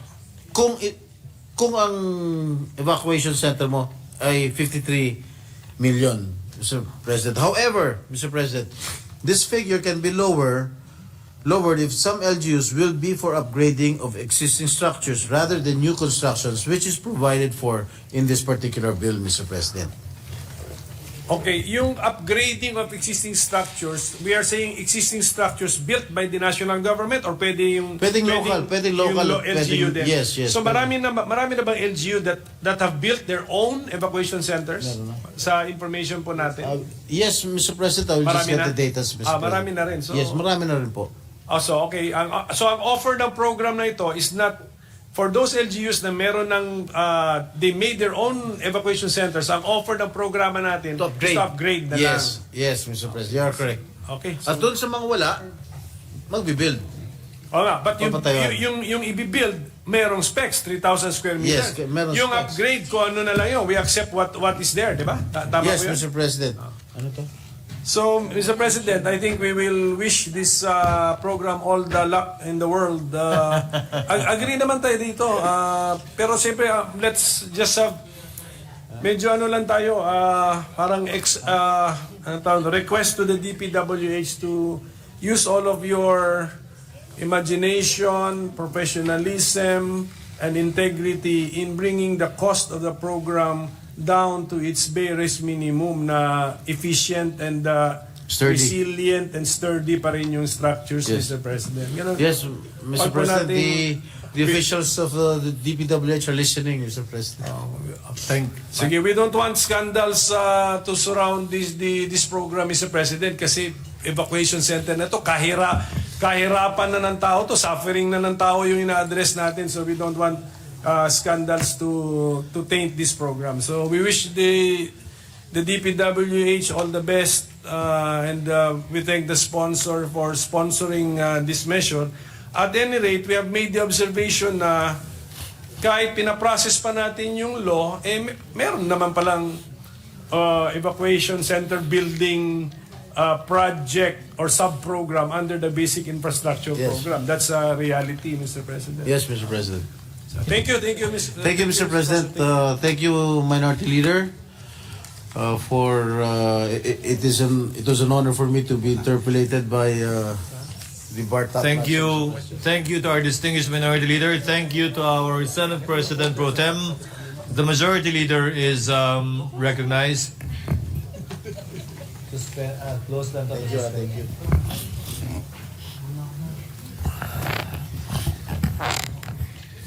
Mr. President, there being no other member who wishes to interpret, I move to close the period of interpellation. Any objection? Hearing none. Same is approved. Mr. President, I move to suspend consideration of Senate Bill number 2451. Any objection? Hearing none. Same is approved. A minute suspension, Mr. President. Session is suspended.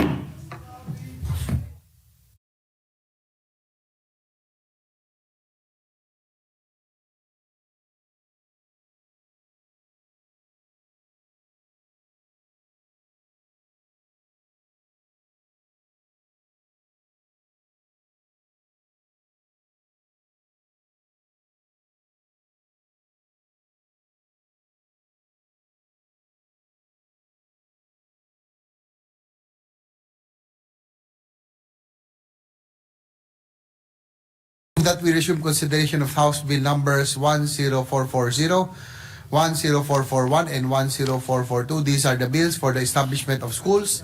So move, Mr. President. Any objection? There being none, aforementioned bills are now under consideration.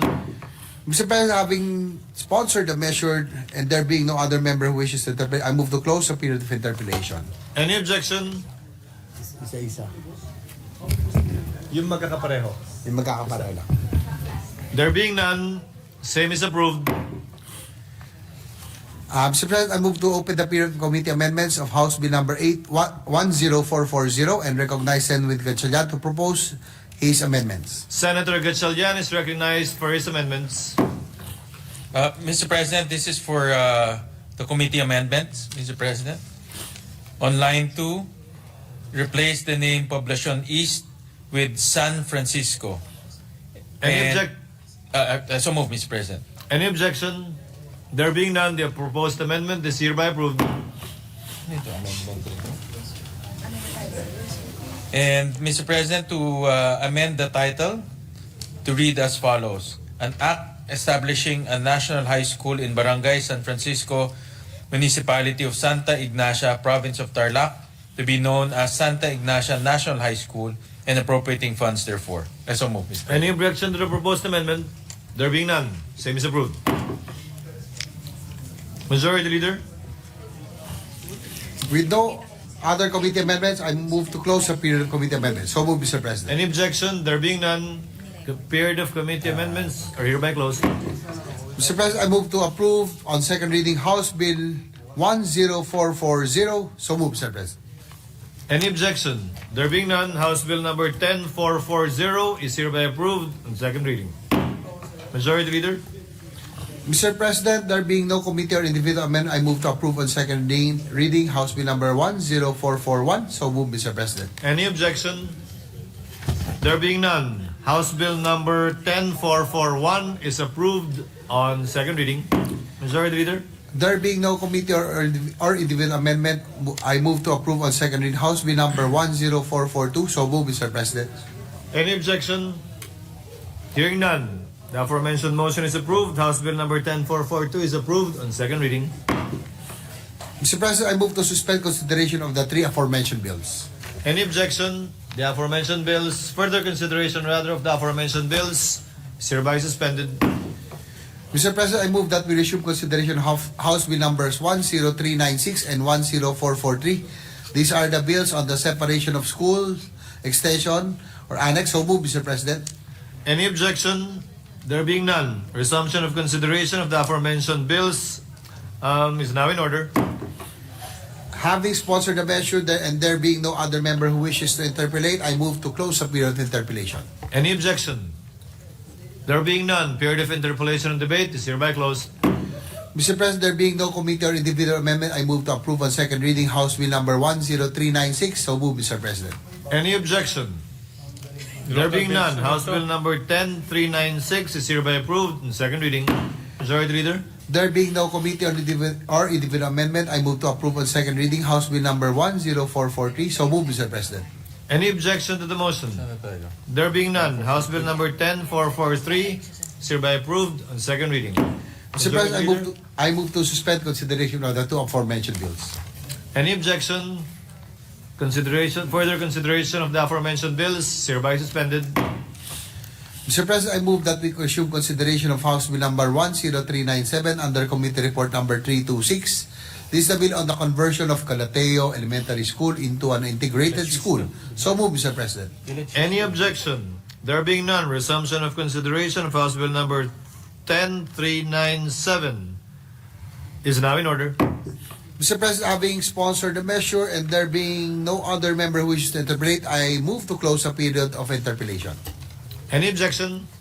Hearing none, period of interpolation and debate is hereby closed. Mr. President, there being no committee or individual amendment, I move to approve on second reading House Bill number 10397. So move, Mr. President. Any objection? There being none, House Bill number 10397 is approved on second reading. Mr. President, I move that we suspend consideration of House Bill number 10397. Any objection? Hearing none, further consideration of the aforementioned House Bill is hereby suspended.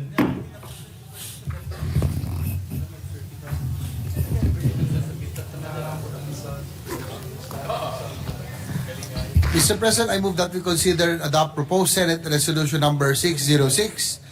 This is the resolution congratulating and commending the Philippine National Women's Obstacle Course Racing Team for winning the gold medal and setting a new world record at the 32nd Southeast Asian Games in Phnom Penh, Cambodia, May 2023. I so move, Mr. President. Is there any objection? There being none, the motion is hereby approved and the aforementioned proposed Senate Resolution number 606 is hereby adopted. Mr. President, I move that we consider and adopt proposed Senate Resolution number 732. This is the resolution congratulating and commending the Asia's first Grandmaster and Chess Hall of Famer, Eugene Torre, for ruling the 2023 Guam International Open Chess Tournament held at the Dusit Beach Resort in Tumo, Guam. Is there any objection? There being none, the motion is approved. Resolution number 732 is hereby adopted. Mr. President, I move that we consider and adopt proposed Senate Resolution number 733. This is the resolution congratulating and commending legit status, HQ Philippines, and UP Street Dance Club for winning in the 2023 World Hip Hop Dance Championship 2023 held at the Arizona Grand Resort and Spa in Phoenix, Arizona on August 6, 2023. Is there any objection? There being none, motion is hereby approved. Senate Resolution number 733 is hereby adopted. Mr. President, I move that we consider and adopt proposed Senate Resolution number 663, taking into consideration proposed Senate Resolution number 760. This is the resolution congratulating and commending Alex Ayala for securing her third International Tennis Federation or ITF professional title at the W25 YECLA tournament held at YECLA Club de Tennis in Spain on June 4, 2023. Is there any objection? There being none, motion is approved. Senate Resolution number 663, taking into consideration Senate Resolution number 760, is hereby adopted. Mr. President, I move that we consider and adopt proposed Senate Resolution number 957. This is the resolution congratulating and commending the 10 awardees of the 2023 Philippine Resilience Awards for Women. Is there any objection? There being none, motion is approved. Resolution number 957 is hereby adopted. Mr. President, I move that we consider and adopt proposed Senate Resolution number 447.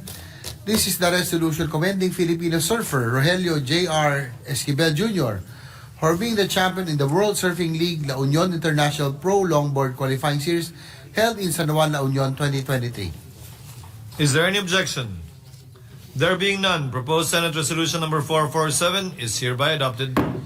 Mr. President, I move that we consider and adopt proposed Senate Resolution number 450. This is the resolution congratulating and commending Mapua University for winning the Philippines' first gold award for digital readiness from the 2023 The Wharton School QS Quacquarelli Simmons Reimagine Education Awards. Is there any objection? There being none, motion is approved. Senate Resolution number 450 is hereby adopted, subject to style. Mr. President, I move that we consider and adopt proposed Senate Resolution number 530. This is the resolution congratulating and commending the Philippine squash team after bagging 2 gold medals in the 23rd International Jumbo Doubles for the President's Cup held at the Tanglin Club in Singapore on February 16 to 19, 2023. Is there any objection? There being none, motion is approved. Senate Resolution number 530 is hereby adopted. Mr. President, I move that we consider and adopt proposed Senate Resolution number 532. This is the resolution congratulating and commending Christian Bernardo and Alvin Morada for capturing a gold medal in the 2023 Iran FAJR International Badminton Challenge held on February 5, 2023 in Tehran, Iran. Is there any objection? There being none, motion is hereby approved. Senate Resolution number 532 is hereby adopted. Mr. President, I move that we consider and adopt proposed Senate Resolution number 551. This is the resolution commending and recognizing Filipino Olympian boxer Charlie Coronel Suarez for his recent win in Sydney, Australia, March 2023. Is there any objection? There being none, the motion is approved. Resolution is hereby adopted. Proposed Senate Resolution number 551 is hereby adopted. Mr. President, I move that we consider and adopt proposed Senate Resolution number 581.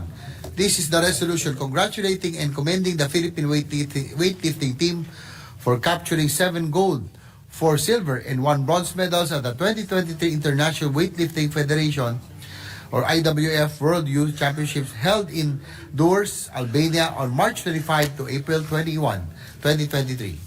Is there an objection? There being none, motion is approved. The resolution is hereby adopted. Mr. President, I move that we consider and adopt proposed Senate Resolution number 583. This is the resolution congratulating and commending the Philippine National Karate Team for capturing 6 gold, 5 silver, and 23 bronze medals at the 10th Southeast Asian Karate Federation Championships held in Manila, Philippines on March 13 to 19, 2023. Is there an objection? There being none, the motion is approved. The resolution is hereby adopted. Mr. President, I move that we consider and adopt proposed Senate Resolution number 596. This is the resolution congratulating and commending the Philippine National Baseball Team for securing their 4th consecutive championship at the 8th Baseball Federation of Asia East Asian Cup held in Patumtani, Thailand on May 4, 2023. I think 13th. 13th baseball. 13. I beg to be to be corrected. It's not corrected, Mr. President. Is there The an 13th objection? baseball. Is there an objection? There being none, motion is approved. The resolution is hereby adopted. Mr. President, I move that we consider adopt proposed Senate Resolution number 599. This is the resolution congratulating and recognizing Filipino bowler Merwin Tan for being the champion in the 2023 Professional Bowlers Association or PBA Bowlers Academy Open held last March 24, 2026, 2020 in Clovis, California, United States of America. Is there an objection? There being none, motion is approved. The resolution is hereby adopted.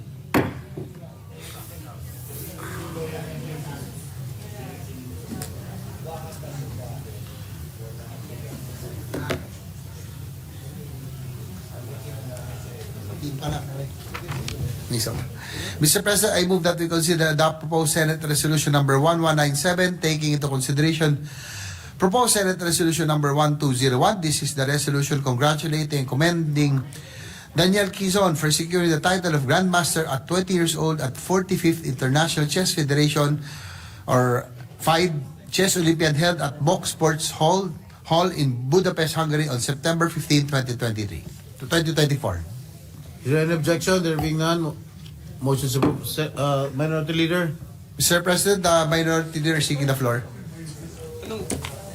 I think I filed a similar resolution, Mr. President. So I hope it's also taken into consideration. Was it mentioned? Okay. Thank you very much, Mr. President. Okay na. Mr. President, I move that we resume consideration of Senate Bill number 2805 under Committee Report number 311. This is the bill on the Movie and Television Review and Classification Board Act. So move, Mr. President. Is there an objection? There being none, assumption of consideration of the said bill under the aforementioned committee report is now in order. Having sponsored the measure, I move to open the period of interpellation. Recognize the sponsor, Senator Robin Hood Padilla, and to interpellate our minority leader, Senator Aquilino Cocop-Mentel. Hearing no objection, period of interpellation is now in order. Senators Padilla and Pimentel are hereby recognized. Ano gawin sa President?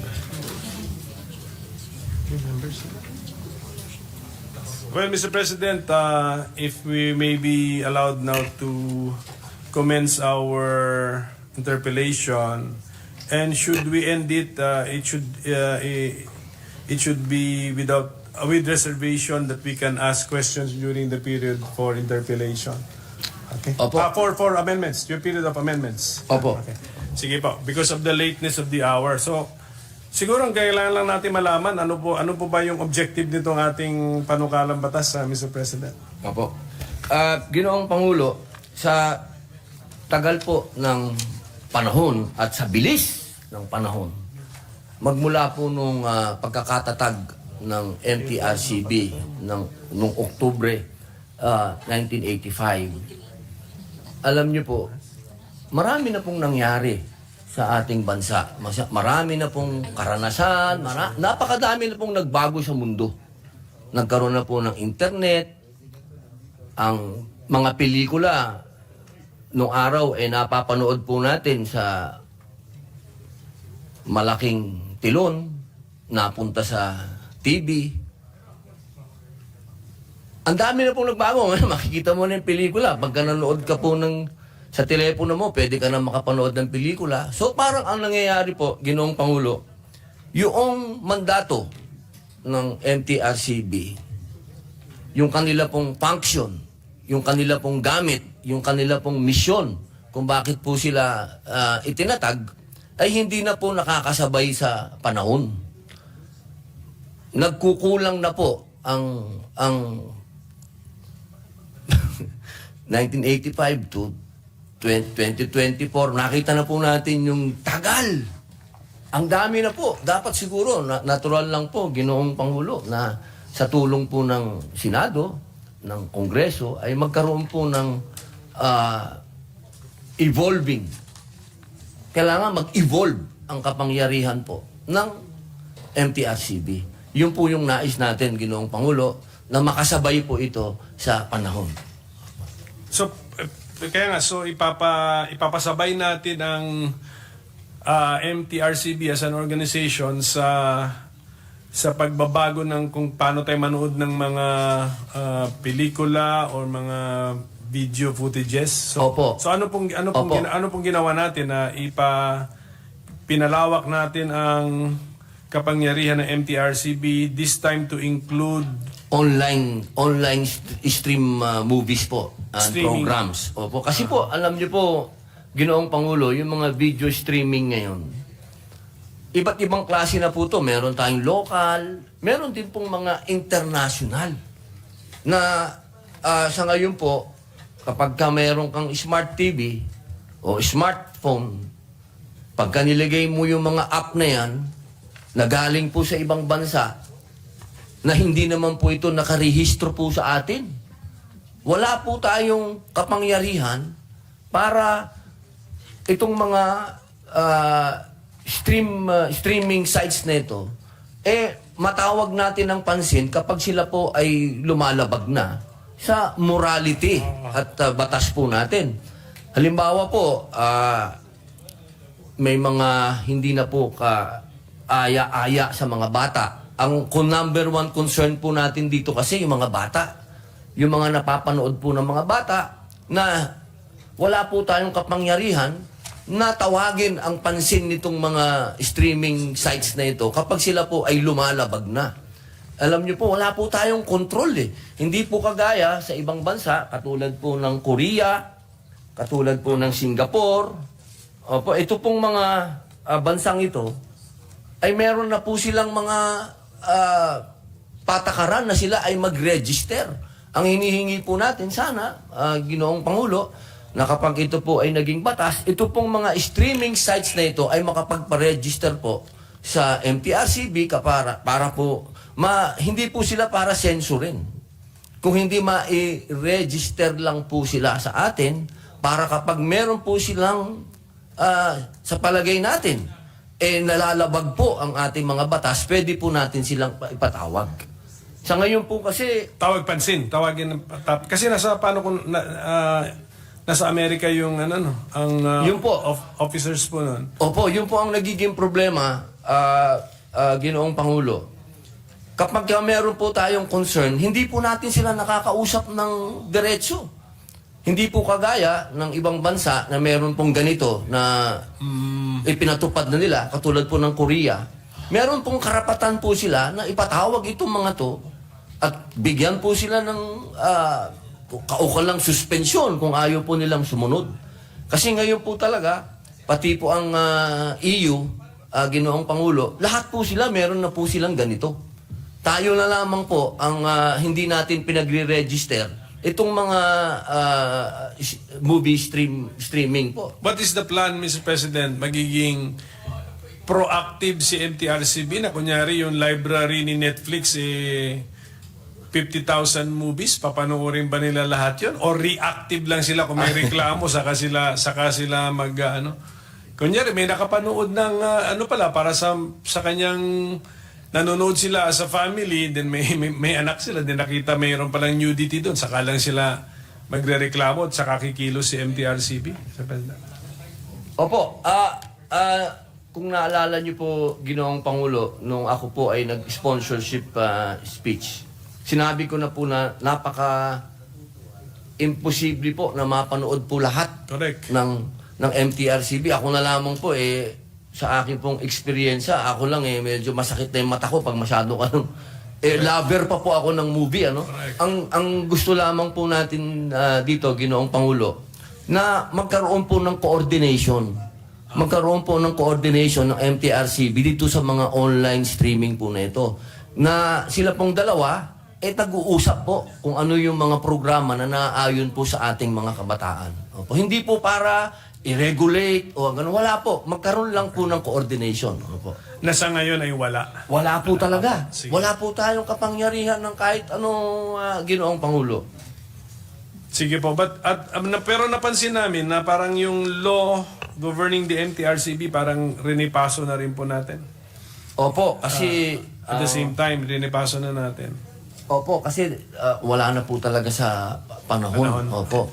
talaga pong nalipasan na po. Yung ng decision-making process po ng MTRCB, para ba silang jury body, tapos nagbumoboto sila kung approve, rated, parental guidance ba? PG, at saka Opo, nagka-classify po rated sila. X yata sila, yung not for public viewing. Opo, kung naalala ko po. How is it reached? Ano bang body ba yun? Tapos majority wins? Ganun. Opo, may board po sila. Ilan po yun? Opo, una po, mapanonoorin po ng 3 tao. Opo. Sila po ang magka-classify.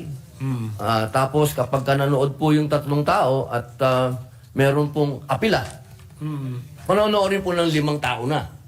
Opo. Hindi po ito parang masyado po silang mahigpit. Hindi po. Kasi ang mga nandito din po sa MTRCB ay mga nasa industriya din po. Ano? Sila din po yung mga katulad ko.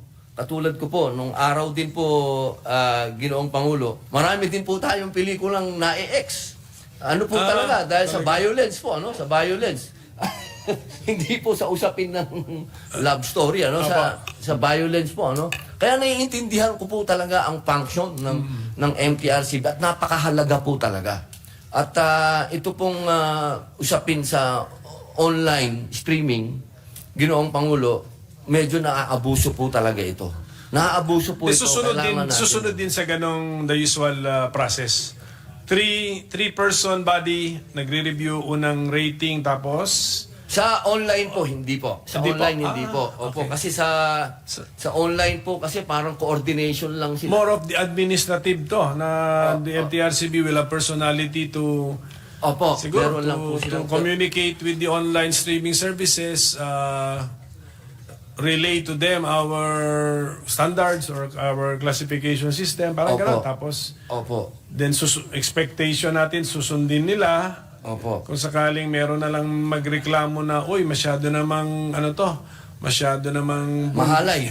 Bulgar itong isa or masyado nga violent itong movie na ito, yung Filipino citizen ay lalapit sa MTRCB to communicate to the online streaming services to classify Isa it po correctly. yun. Opo. Pero magiging accessible pa rin eh. So ang point is hindi rin malalaman ng MTRCB sinong nanonood eh. Anong age eh. Opo, ang una pong hakbang, Ginoong Pangulo, ma-register muna po itong mga mga online streaming po na ito.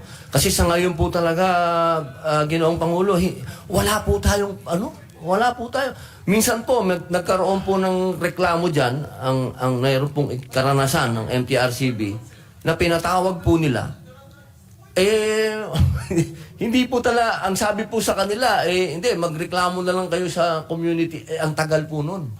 Pagka yung pong proseso na yun ang sinunod natin, marami na pong nakapanood ng mga bata doon sa gusto nating una sa lahat. Tandaan po natin, mga bata po ang pinoproteksyonan natin, Ginoong Pangulo. Ayaw po natin silang magkaroon ng access sa mga ganitong palabas nang hindi lang po tayo kumilos. Opo, nagbigay po tayo ng isang nararapat na gawin. Opo. Sige po, we'll just reserve our other questions as we propose amendments to the sections. Ganun na lang mangyayari. May we know who is the chair of the MTRCB, Mr. President? Ma'am Lala Soto po, nandito po sa kaliwa ko, ma'am. Does she happen to be the daughter of our idol, the former Senate President, Mr. President? Opo. That's why I need to terminate now my interpellation, Mr. President, with that information. No. If I may, Mr. President, only one question to the sponsor. Sige po. With the permission of the minority leader. Only one question, Mr. President. Kasali po ba sa tinutukoy na on-demand online streaming platforms ang mga social media platforms gaya na Facebook, TikTok at YouTube kung saan maaaring mag-stream at live stream ng content? Sa Kasama ngayon sila? po, Ginoong Pangulo, hindi po. Hindi. Hindi pa po. No, sa ilalim ng batas nyo, kasama na? Hindi po. Hindi pa rin? Opo. Online So, paano natin mariregulate yung... So, Netflix kasama? Netflix po, kasama po. Netflix, yung Prime, Yung mga... I understand itong mga apps na ito, hindi nagbabayad ng buwis sa atin, no? Wala po. Viva Max. Kasama sa pag-regulate. Alam ko po, meron pong naka-register po. Alam ko may proper coordination po kayo sa Viva Max. Nag-uusap kayo. Saklaw siya. Saklaw po Saklaw. sila nitong batas na to. So pag meron Ano kayong kala? hindi nakitang, pag meron kayong nakitang hindi masyadong maganda, pwede niyo i-ban. Hindi Kasi po. kahit sino, kahit bata, hindi pwede po, hindi mag-access po, yan eh. Ginoong Pangulo, hindi po sila kaagad nagbaban o naggagawa ng mga ganong O bagay. warningan nyo. Opo, ano po, meron po silang sinusunod na due process. Katunayan po, lagi pong nasa kamay ng producer kung ano po ang magiging kahinatnan ng kanyang pelikula. Ang MTRCB po nandyan lang para mag-classify at tulungan po tayo kung ano yung mga nararapat na maipalabas po sa So ating mga itong kababayan. mga Netflix, mga Viva Max, are they going to undergo classification under the new bill?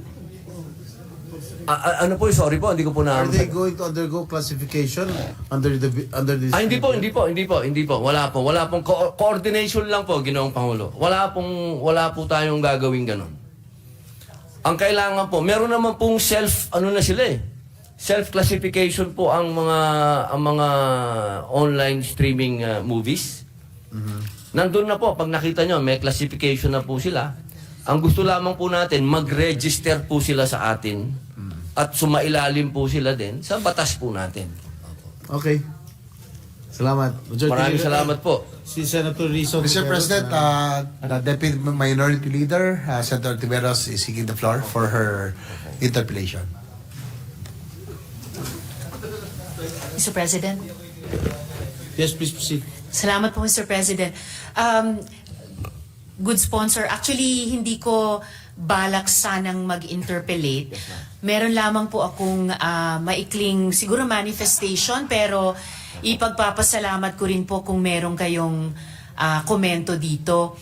Naisip ko lamang i-raise na rin nung may binanggit ang good sponsor na hindi balak ng MTRCB sa pamamagitan nitong bill na mag-censor. At may nabanggit din po ang minority leader na may nabibigyan din ng X rating. Meron pong nangyari kamakailan lamang na sobra po talaga akong nabahala. At kung hindi lamang po ibinawi ito ng MTRCB paglipas ng ilang mga linggo, pinaghahandaan na po ng committee ko maghain ng isang resolusyon para alamin ano bang nangyayari doon. At ang tinutukoy ko po, Mr. President, ay yung pagbibigay ng X ng MTRCB sa pelikula tungkol kay Jonas Burgos, katapon ng kanyang kapatid na direktor. Si Jonas Burgos po na maraming taon na, isang dekada na yatang hinahanap ng kanyang ina, si Edita Burgos. At sa totoo lang po, Mr. President, na-shock ako nung bigyan nito ng X rating at nung una, ipinagbabawal na ipalabas ito sa atin. Dahil ang reaction ko pa nga noon, Mr. President, good sponsor, ay dinisappear na nga yung tao, pati ba naman yung pelikula tungkol sa kwentong buhay niya, i-disappear din. Mabuti na lamang po at ilang linggong nakalipas, binawi po ng MTRCB yung X rating. May ibang rating na ibinigay na lamang na hindi na ipagbabawal yung pagpapakita nito at magiging posible mapanood itong napakahalagang kwento po tungkol sa karapatang pantao, tungkol sa accountability, tungkol sa pagmamahal ng ina at pamilya sa isang anak, sa isang miyembro nila. Yes, ma'am. Kaya gaya ng nabanggit ko po sa simula, Mr. President, good sponsor, hindi ko sana babanggitin o i-interpellate ito dahil baka hindi po eksaktong kaugnay ng bill. Pero dahil nabanggit na nga po yung 2 puntong iyon, naisip ko rin na baka mahalagang sabihin din sa pagdinig ng good sponsor at ng MTRCB na rin po. At baka naman meron din kayong komento tungkol dito dahil sobra po talagang nabahala ako sa pangyayaring iyon, Mr. President. Mr. President, Sponsor. Salamat po. Your Honor, Senator Risa, if I may intervene, I am handling the budget of the MTRCB, and fortunately, I asked that question. Salamat po, why Mr. the President. movie if my memory serves me right, the chairperson is here. I asked that movie, and together with the movie of Dear Santa, Dear Santa, Dear Satan or whatever. Kasi in-ex din nila yun. So I asked what was the reason behind the X rating of both of these movies. And I think itong kay Jonas Burgos ba, ay pinalabas yata sa Cinemalaya only, no? At binigyan nyo na ng rating ng R16, R18? Exception permit. Exemption permit.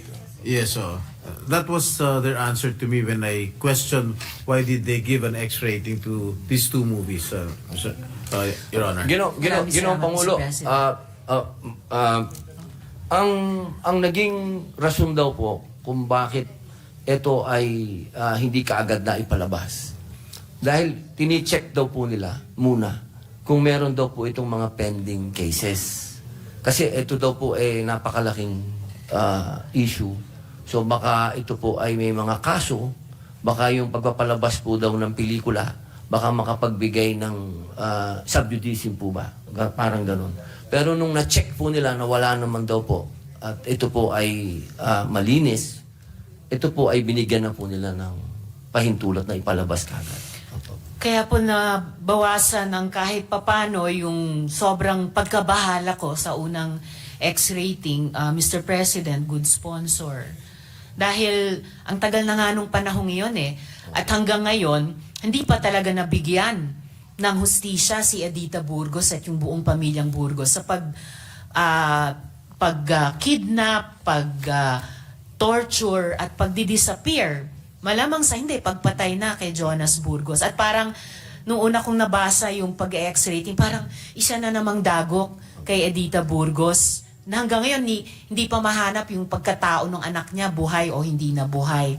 At parang isa na namang dagok sa kanya na yung kwento ng anak niya ay nagkaroon ng banta na hindi na maipalalabas. Meron pa nga akong isang nabasang dahilan, di umano ng board noon na may ilang grounds kasi silang sinight sa pagbibigay kung sakali ng X-rating at isa po doon ay kung parang makakabawas sa konfiyansa nating mga Pilipino sa ating gobyerno. Pero kung gano'n nung naging isang ground nila sa simula, baliktad po sa katwiran Ang nakakabawas sa kumpiyansa nating mga mamamayan sa gobyerno ay kung ang karanasan natin o perception ay ang gobyerno ay hindi nagpoprotekta sa ating karapatang pantao o di kaya siya mismo ay gumagawa o hinahayaan niya ang mga personnel niya na lumabag sa ating karapatang pantao. Natingin ko po yun ang nangyari kay Jonas Burgos. Kaya napakahalaga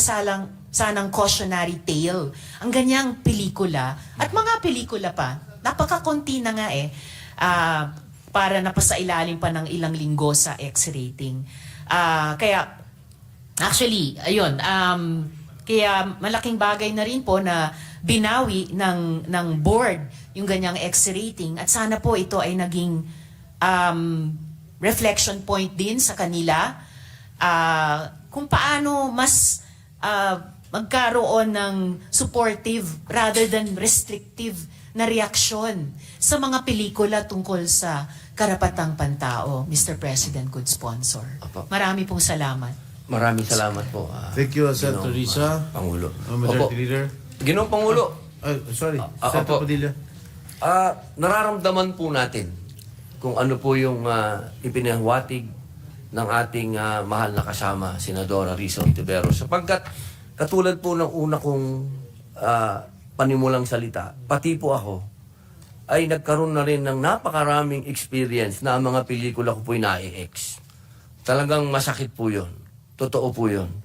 At siyempre, sa una, iisipin mo, bakit parang pinangahawakan ang isang katulad ng sinabi ni Senadora Risa Ontiveros, isa itong tunay na pangyayari.